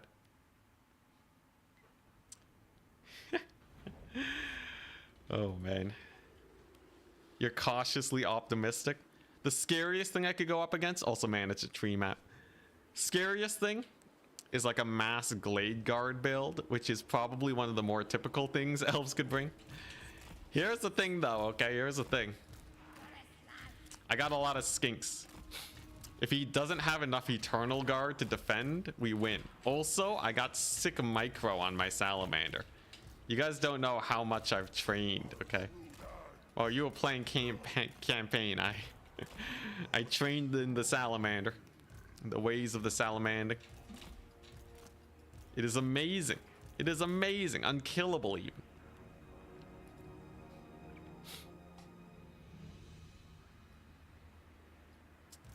Just gotta, yeah, I just have to kill all of the things that can shoot it to death. There are a lot of things that can shoot it to death. I do have Apotheosis, that helps. But there's a decent chance it just gets shot up. Ooh, that's a good enemy troop count. This guy knows what's up. He's been cooking. Very nice, very nice. I expect a very devilish build from this man. Hide a Dread Saurian under the Coatl. You know, if they just bring a unit close enough, they can see it, right? This ain't no Protoss mothership action. It's just jank. Squulk only war campaign. I feel like the Khalida is already an interesting one. Oh, he went mass cav. Oh, well, that's fine. I think we just kill him with the skirmishers then, right? Why did it take him so long to deploy mass cav? It's just cav. He probably has a lot more, doesn't he? So I just gotta make it past his tree line. Salamander's hiding. Lord hiding. We're just gonna sniff out all of their stealth units. Lizardmen are good for that. All right, here we go. Wild Riders, Glade Riders. I don't want to go too wide. It's asking for trouble. He benefits from being in trees. Okay, there they are. There's the Weight Watchers. Okay. Chameleon Skinks are pretty good versus Weight Watchers. I think I don't have to worry about that. And yeah, now we just let our artillery pieces go pew pew, right? Just gotta let him fire it up. He's gonna try and chase me. We have poison attacks. He's gonna slow down by a lot. Get a little bit of a AoE down there to really stop him up. What's he gonna do? Retreat? Commit? Guess what? You're getting banished out of the way, son. Not bad, not bad. Yeah, that's a lot of damage. That's a lot of damage. Oh no. Oh no, he's committing. He's just committing. No, man. Don't do it. Oh, the wild riders are dead. Yeah, that's what glass cannons are. Welcome to the wonderful world of wood elves. Today's game, we're introducing you to wild riders. Yeah, that's the that's a wild rider issue. That's definitely. Oh, he had some stag knights. Oh, they were stag knights. Oh, I see. Yeah, yeah. You can't do that, man. You can't do it. Chameleon Pete, thank you very much for the £2. Yeah, I should play Tomb Kings. People keep talking about Khalida. Here's a Khalida, okay? You want Khalida? You want Khalida, chat? I got Khalida. People say she's bad. She's 65, 60 stats. That's not bad. It's actually rather good. We're gonna take her mostly without items. Venom Staff is a missile ability. Yeah, this is it. This is where it's at, okay? So we're gonna play Tomb Kings. I'm going to go for just the works. The roster's not that big. There's not much you can do. Warriors of Chaos, we're dead. It's over, guys. How do you beat Warriors of Chaos? So I think last I remember, Sepulchral Stalkers are really good here. And actually normal Necropolis Knights were not bad. Anti-large variant. So most of the guys that'll dive bomb me are not too spooky. Then Lich Priest of screw your Marauder Horseman. And then I just have to win, right? We just have to win a straight up fight. Don't even need a steed on this guy. Do I go Lore of Nehekara just to heal Khalida? Ushapti bows. Yeah, Ushapti bows is great. Get one ROR Ushapti bow. We got the double Scorpion in case he goes real hard on single entities. And then I just need something that can kill infantry and such, right? I guess that's what the Tomb Scorpions are for. Reserve Screaming Skull Catapult.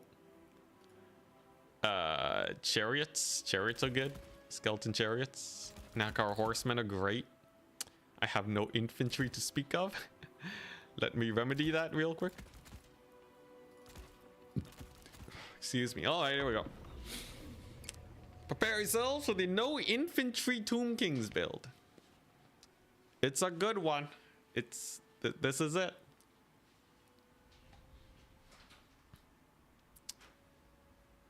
Ushapti don't have a great time versus infantry. I wouldn't take them versus infantry most of the time. You really want them for something large. Infantry will just use up all of their ammunition. The only time I would shoot infantry is if they're very elite. Like we're talking 1,000 gold plus.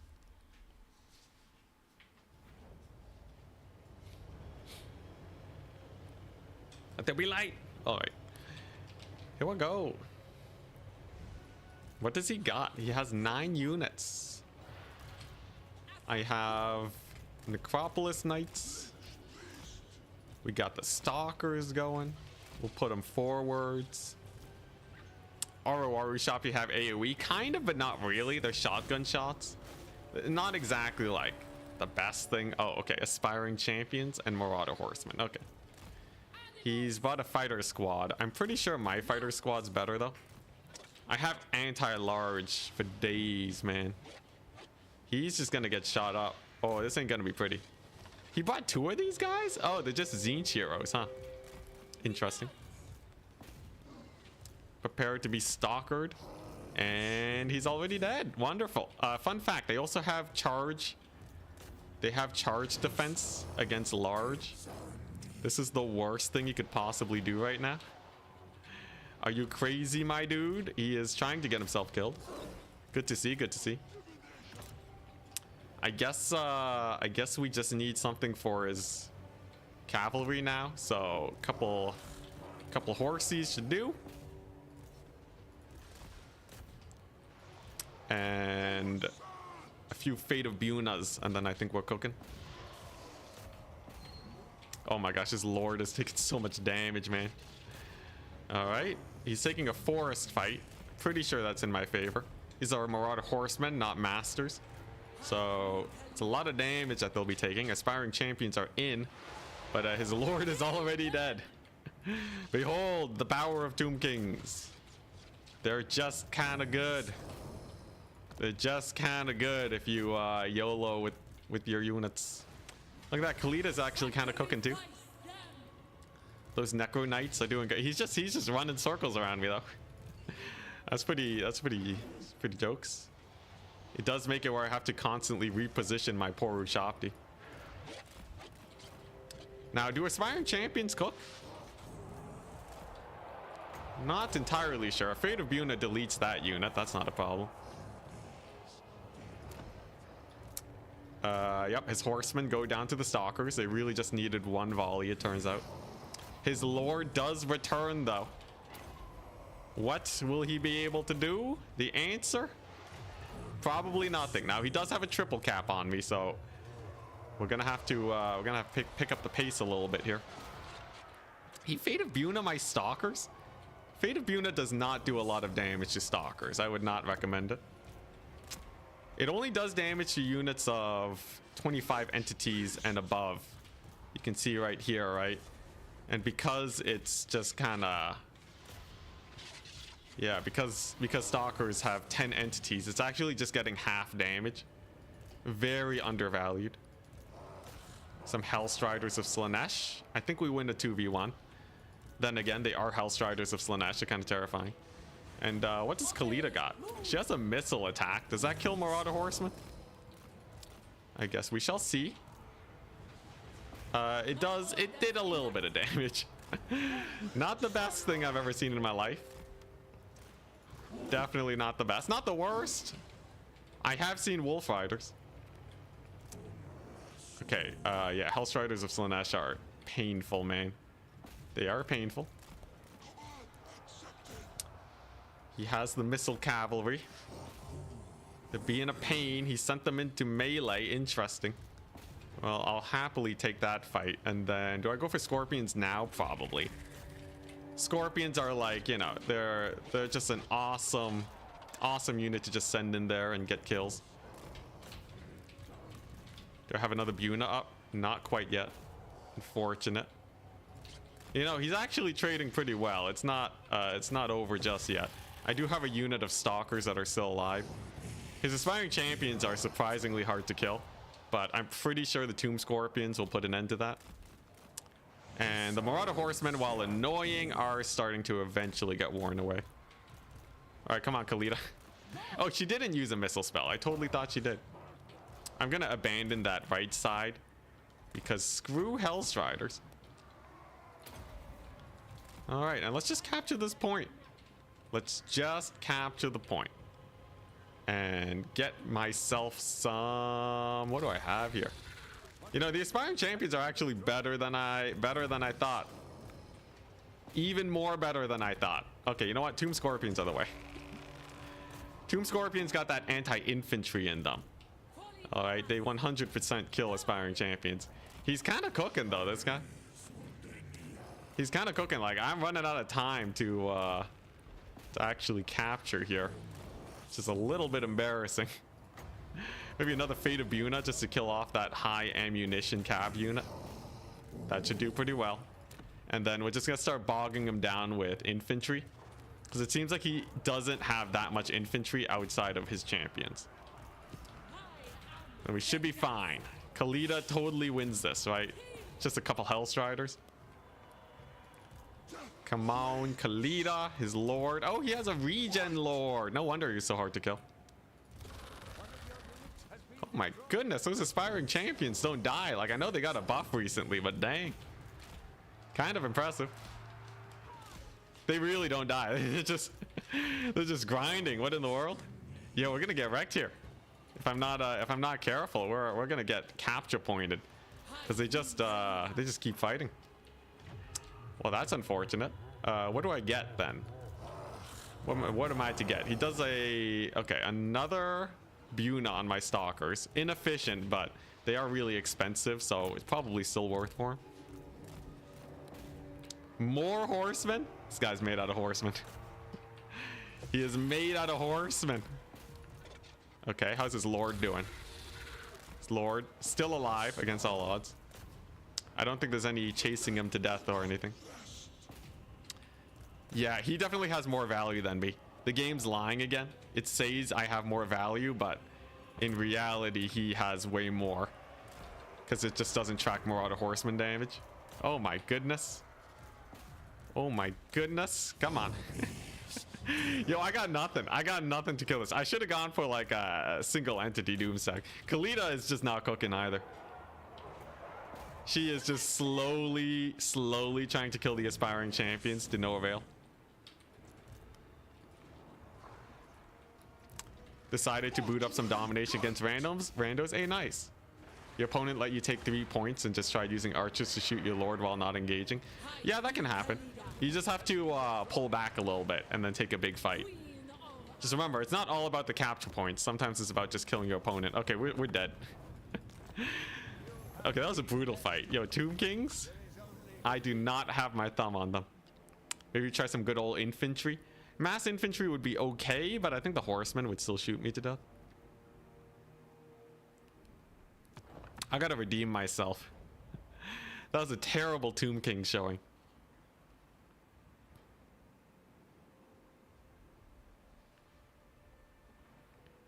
Yeah, Khalida can be like a tanky lord because she has high melee defense.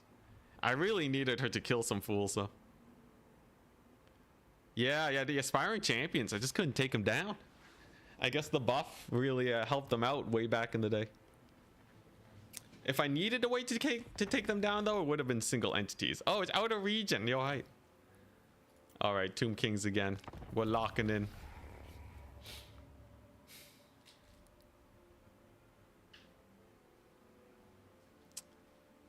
Yeah, so I was using Buna against the horsemen, but it's not gonna take out 6 of them, you know.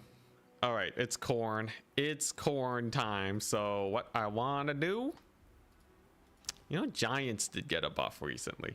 That basically forces them to advance towards me, right? 1 giant.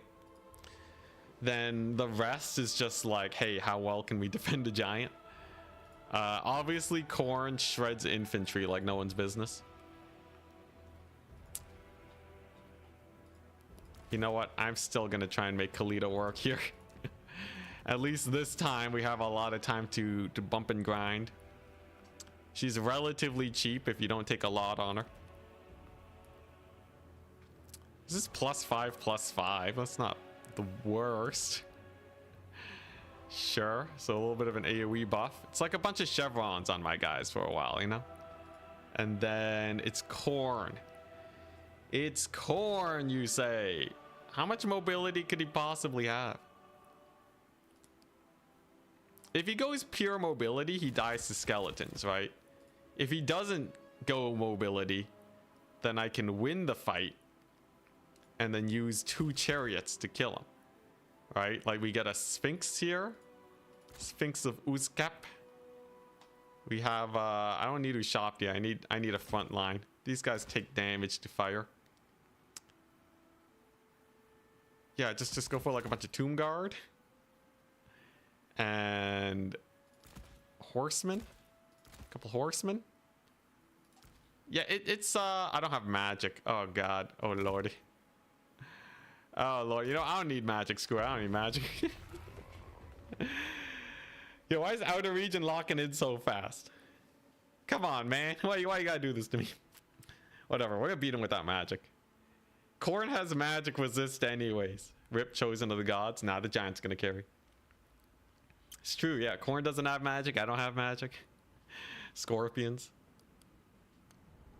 Bro, insta-locked. I know, right? All right, here we go.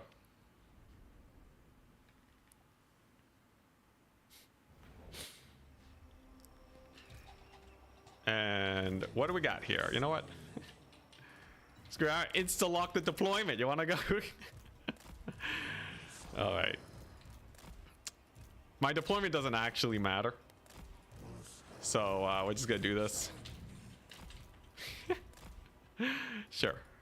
All right. Now, if he goes for the artillery piece, I do have the giant. He has Scarbrand. Is this a meme build? Spawn of corn. Okay, it's not Minotaurs, which means it can't be a meme build. All right, well, we have Khalida against Spawn. How does that fare? I guess I have this big boy.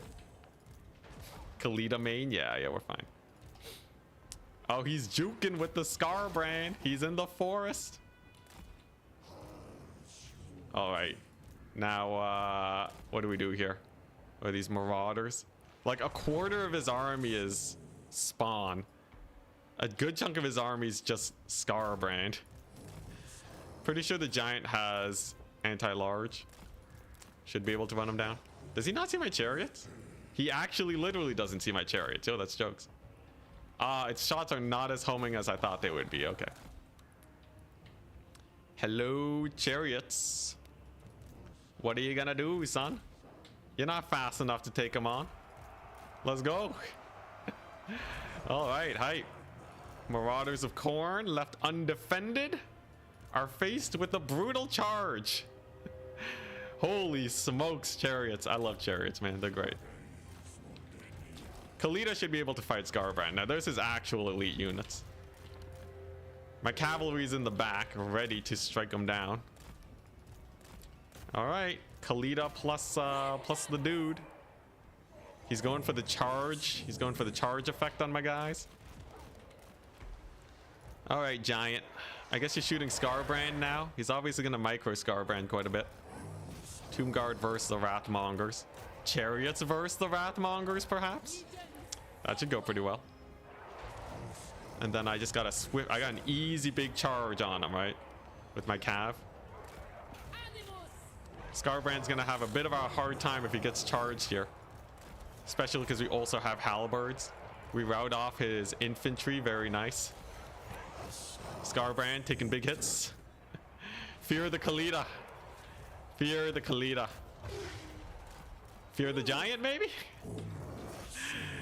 And the Giant is not attacking. That's fine. Okay, so some of my guys go down. Most of his infantry is taking a beating, though. I just gotta slowly wear down his super elite infantry, and I think we're okay. Like, Wrathmongers get cycle charged like crazy. So... hopefully we can get some work done there. Okay, yeah. My single entities basically have free reign. These chariots are actually getting so much work done. Getting so much work done on that infantry. Do Wrathmongers have armor? 80 armor. Okay, that's a little spooky. At least most of the spawn are dead now. Boom. Nasty shot on the Scarbrand. All right, chariots, it's on you. Is that... okay, that's Scar Bloodtooth. Okay. Ushapti on his dudes. He's going for the Giant. Okay. Big commitment. Rampages abound. Does he have a Sword of Corn? If he does, that would be brilliant. Sword of Corn on all these rampaging units. Come on. Pull them back. Pull them back, boys. All right, how's this fight going? It is nice that I have halberds here. Most of his infantry is pretty beat up. Khalida somehow, some way is actually faring pretty well. And Scarbrand is taking a good amount of damage. He is also running out of infantry against all odds. Maybe Scarbrand will just chase him with my cav. He's microing him real well. Just keeps pulling him around and away from my guys. I can mostly just ignore him though and go for his boys. Scar Bloodwrath going down to my single entities. Does Khalida have anti-large? She doesn't. What a shame. Chariots are doing well though. Chariots are cooking. How's the Giant doing? Kind of okay. We're almost out of chariots though, and that means that it's just come down to how well can I fight these boys. How well can I fight them with my single entities and such. He does have one more unit of corn gores here. Big ol' sword on my infantry. Brutal. What are those Wrathmongers? Yeah, the Bloodwake Berserkers are going to be an issue. Scarbrand is going to be an issue. Technically, the trading is in my favor right now, but it don't feel like it. It don't feel like it at all. Come on, Giant. You got this. Maybe if I can keep the chariots alive, we can get some work done. Scarbrand's taking a lot of damage from my spear, so that's solid. Scar Bloodwrath's taking a bit of hits too. Oh my gosh, the giant though, just nailing him. The giant does not relent, I swear. All right, what we got left? A couple Wrathmongers and Bloodwake Berserkers at super high HP. Most of his guys are routed off. I have a unit of Halberds that he did not hit with his big Sword of Khorne. There's a chance. There's a chance. All right, Khalida, let's not get you killed. I think he's about to kill everything, though. Oh, boy, he's about to kill everything. It's over, guys. Attack, Sphinx. Attack. Come on, beat him up. Oh, that's not good. That's a solid rampage, and my Sphinx is just derping on the giant. Back it up. Okay, we're gonna go here onto the Scar Bloodwrath. I think he's got me. I ran out of infantry. Yeah, everything's rampaged. Oh, hey, we got the AoE on Khalida. That's good. Is that enough to kill anything though? I don't think so. Hail Mary kill Scarbrand. And this thing does not want to hit. It's because of the spawn. He has spawn on top of me. There we go. That's a decent strike. Ah, yeah, he's got Khalida. That's GG. All right, outer region. I'm just saying though, if I had magic. What could I have done with magic though? I don't know what lore would have helped us. The giant was not the worst though. 1,300 forced him to engage. Scarbrand micro is really on point though. He kept him moving. Release the Ushapti? Nah, not against Khorne. Against Khorne, you got 1 unit max. Stream title still accurate, doesn't specify who's winning. Ah, yeah. That's true. Lore of Death and Spirit Leech, just Spirit Leeches, guys. All right, here we go. Man, Tomb Kings are janky, man. I don't know how I feel about Tomb Kings. Let's see here. You know what? Let's actually focus on trying to figure them out. Let's try Arc in the Black this time. All right, we come with a spellcaster. Arc in the Black he's decent. He's decent. He's a solid fighter. And then like, what would be the build? What's the build? I need something to really kill elite infantry. This is like the main problem of Tomb Kings since they came out. I know you guys love Ushapti. I'm not. Ushapti cannot kill elite infantry fast enough.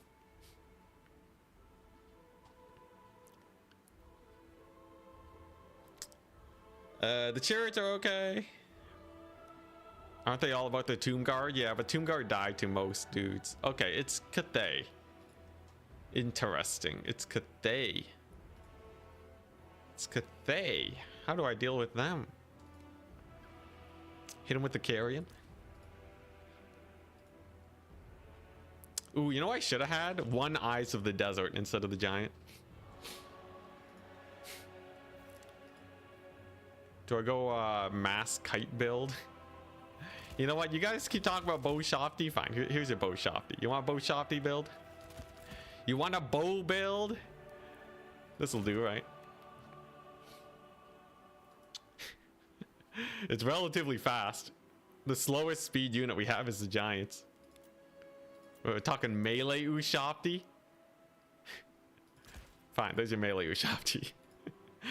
All right, sick. So this build relies on shooting the enemy to death.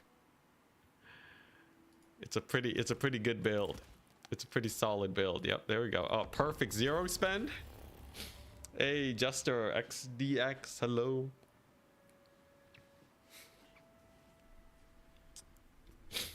All right, it is on Alpine Ridge. I can use the hill so that he can't shoot me with cannons. You get magic this time? Yeah, I got Arc in the Black. He has Spirit Leech. So this is a weird build. In theory, though, if he has cannons, I can fight cannons. Like this build has enough to actually contest cannons, and the hill is perfect too.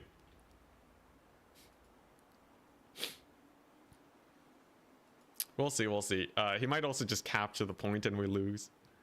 That is an option for him. Here, I'll get vision at the beginning. That'll do. Kate usually needs time to deploy. He has no units though. Okay, that's kind of jokes. He has no units. What do you mean he has no units? He has fewer units than me, and I don't even have units. Yeah, Ushabti have to get really close to cannons, so it's not the prettiest thing. I have so many though that, and a hill that I'm hoping we'll be able to trade a bit better. It can't be a long Marauder build. He has too many guys. These stalkers are gonna hard carry for sure. I'm feeling it. Okay, this is the construct build though. Construct and 1 cav archer. You hate this map? Yeah, this map kind of sucks.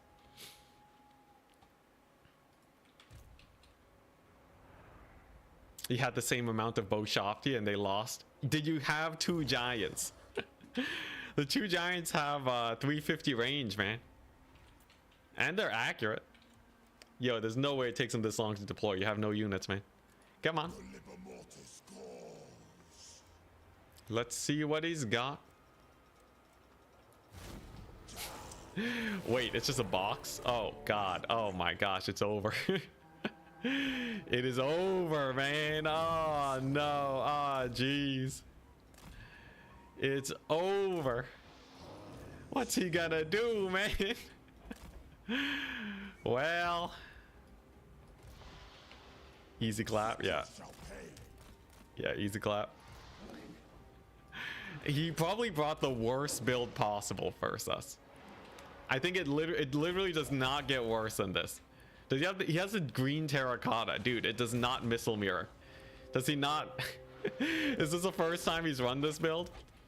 Missile mirror only works when my units are in range of that. It doesn't work. Oh my gosh. It doesn't work at a distance.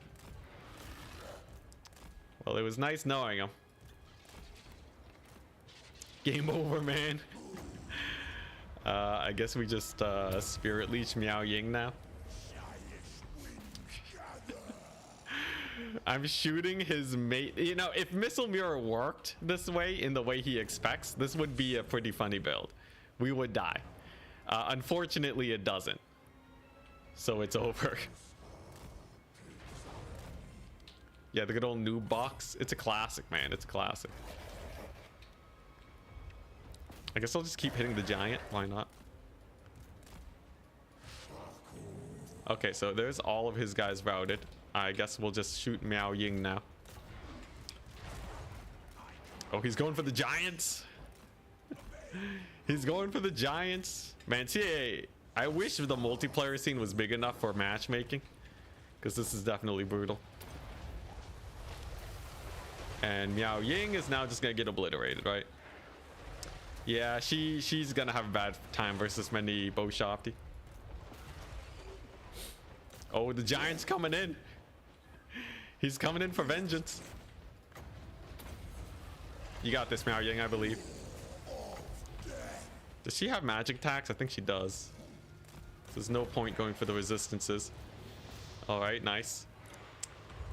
So she should go down pretty easily, and then it's just the missile mirror giant that is going to go down to missiles. What a cursed fate. All right, nice. This is why it's nice to have a unit of cavalry, by the way. Oh, he's in range though. He actually closed the gap pretty hard. Look at him go. Come on, Bone Giant, you got this. Can I stop him with infantry, maybe? I will say, it is nice that he finally got into combat. Unfortunately, though, there we go. There's a Spirit Leech. And then we just kite him away because these guys are super slow. Time for the Shopti kite. Yeah. He's basically already dead, though. There's nothing left.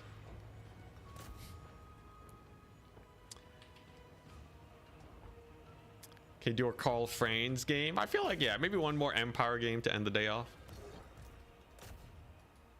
Yo, you should send the giants into melee against them. It's a melee giant him. Oh boy, he's just lining up. He's not even he's not even microing his dudes, man. I wish there was matchmaking. Because I feel like, you know, I feel like Warhammer multiplayer could work a little bit. At least like as a small niche community. Also, David, thank you very much for the Deckhand membership. Much appreciated. Yeah, so like the way it works is I need to be in that blue bubble and then my missiles will reflect. So as long as I don't shoot while in the bubble, we win it.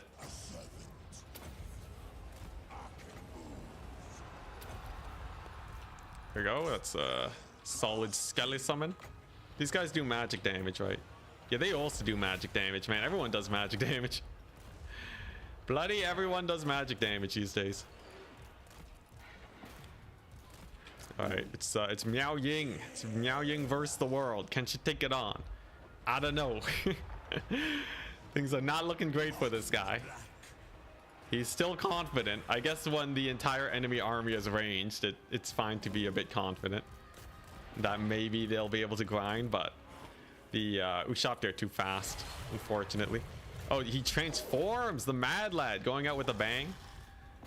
If you so request, it shall be done. We're going to right click Miao Ying. The dread right click. And there's one giant shot. There's another giant shot. And then a big old Usopp Diwali to finish her off. Brutal. I think transforming was not the greatest of ideas. Oh, hey, look, army losses does exist. For people wondering about that. I guess we saw me get army lost earlier too. All right. I guess we'll play one more match as friends.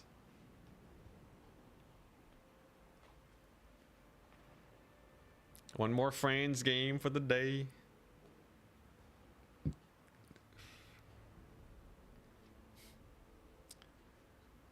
I gotta tune up though. I gotta tune up for when we actually face some competitive players. I still have a really hard time versus competitive players. Like, I can put up a fight, but I'm not gonna win most of the time. Which is why we're playing right now on ladder. Because like, once I have a feel for the units and I can actually get some decent builds together, then we'll be fine. It's like right now, a lot of the times I'm just bringing bad units. I feel like we're almost tournament ready though. Empire. All right, so for Franzelhoff, what were the main units that I got going in that campaign? It was grenade launchers. Grenade launchers were a hard carry. Obviously, we got to take the Franz, right? Obviously, we got to take a life caster. And then there's a couple units that I'm definitely not taking. Oh god, it's dwarves again. Not the Dowie. All right, well, this will be interesting. Oh, he already readied up. He knows what he wants versus me. Okay. So gyrocopters are a pain. Thankfully, we have Franz. If he spams a million miners, I need cavalry to deal with that. This is my anti-gyrocopter core plus Franz. I think I just need, these guys are anti-infantry. That's not bad. So the worst case scenario is he just goes for a massive ranged line, but I think that's pretty unlikely. Dwarves have so many other options. I don't think they want to do that.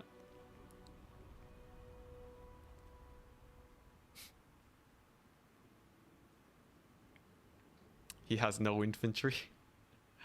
The grenade launchers are gonna have to cook here.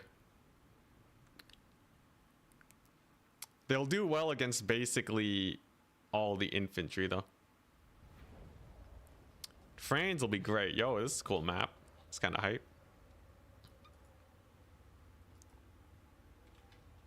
Got this little tower here. Oh man, this is very cinematic. Look at this. Mr. Gandalf. What if he has Doom Seekers? The handgunners will kill him. And it'll make his army way smaller, so that's just easier to fight in general.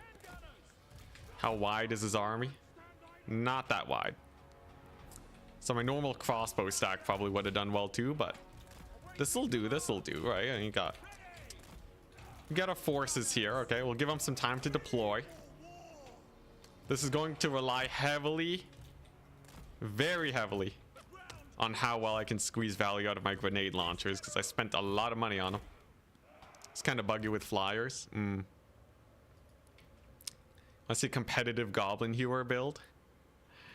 Goblin Hewers, yeah, they just don't have the range, right? It's not that they're bad, I think. It's more like they just don't have any units that you want to send them into. I guess, like, if they were better at anti-infantry, maybe. They might just not be as maneuverable. But, like, Dwarves already have better alternatives. With just, like, crossbows, you know? Alright, what's he gonna do? It's gonna be a box.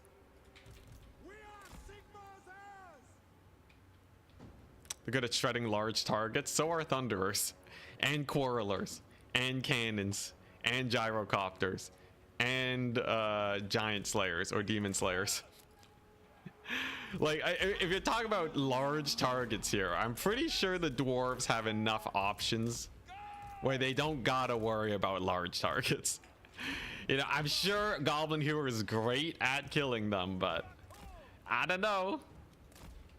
Not nearly as fast as Hewers. Are you kidding me? It has no range. Most of those things I listed off will do more damage. Now, in campaign, it's a different story because they just kind of YOLO in. But any player worth their salt is just going to play keep away, which is why range is so important. The Slayer crew. The Slayer crew is nice. It is half a unit of Slayers. What is this build? He has flame cannons. I see. He has flame cannons. Now, he's playing for the capture point. He's decided to bring in a unit of Slayers here. We may have a chance yet. The grenade launchers are good versus Slayers. Yeah, the rogue flanking Slayers. This is also obviously a new player. I'm pretty sure we just shoot him to death. The flame cannons are a bit scary, but he doesn't have any range on us. So we're gonna do the keep away strat. And then maybe YOLO my cav in here. It is just a bunch of Slayers. Like, Slayers are not a bad option. They're not a bad option, but oh my gosh, he's just letting himself get abused. Not like this. Grenades versus Slayers are not bad, yeah. They're not armor piercing damage. They are loose formation, but it's not bad. All right, sick. Against armor, though, my goodness, the value. Yeah, those poor Slayers are just dead. Now, Franz, I'm pretty sure he just kills everything here. He doesn't have any rune magic. Okay, I was saying that the grenade launcher is going to need to get value. It turns out the grenade launchers are just going to win the battle. The cavalry can also kill Slayers on the charge, too. Which is a terrifying thing. Okay, those guys are basically completely dead now. I think we can move on with our grenade launchers. Franz diving on in. Handgunners are here. So they can just clean up. This is what I mean by the range issue, right? You really gotta get that range going. All right, and then flame cannons. We're just gonna use Franz here. It's gonna disrupt them. He has Slayers on Franz, doesn't matter. So with them disrupted, we are good to go. Yeah, Knights of the Rose are great. They're great. Man, I wish I had a Dwellers below here. We could totally just annihilate. In the meantime, though, I guess we just shoot him to death. Just shoot the poor man to death. This is sad. Yeah, it's kind of sad. He just does not have the tools to deal with this. He was definitely more ready for a conventional army. Maybe a melee rush. He might kill Franz, though. That's pretty hype. We can let him kill Franz. He can kill Franz. And then I'll kill Thorek. Oh, not Franz made it out. Or I mean Thorgrim. Okay, there we go. So there's the big collapse. We just want enough to shut down the artillery pieces. And then Thorgrim's gonna get murdered. And then this little blob here. Yeah, I'm just gonna commit to that blob fight. Because I really want to see what these guys can do. Grenade launchers directly into the blob. Come on, give it to me. Yeah, there it is. Oh, man. Oh, that's nasty. That's real nasty. Yeah, there we go. I guess we can full heal Franz, too.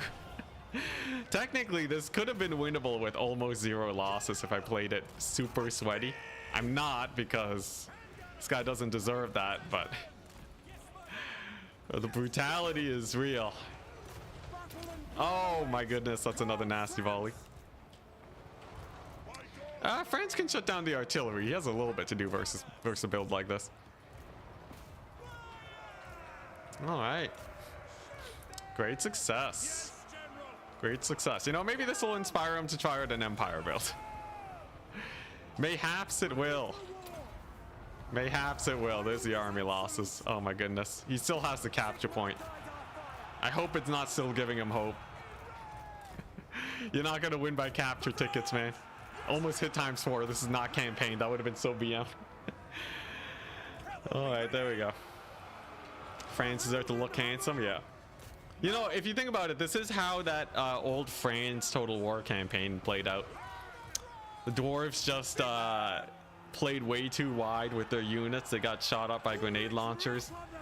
And then they got annihilated, even though they technically had all the tools they needed to win.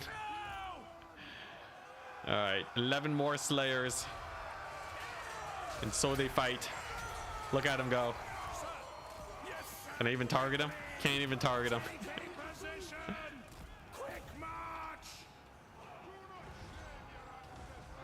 Yeah, how much value did my grenade launchers get? 100 kills. 145 kills. 131 kills. That is some value. All right, come on, man. The Slayers will carry. Yeah. This is. Come on, man.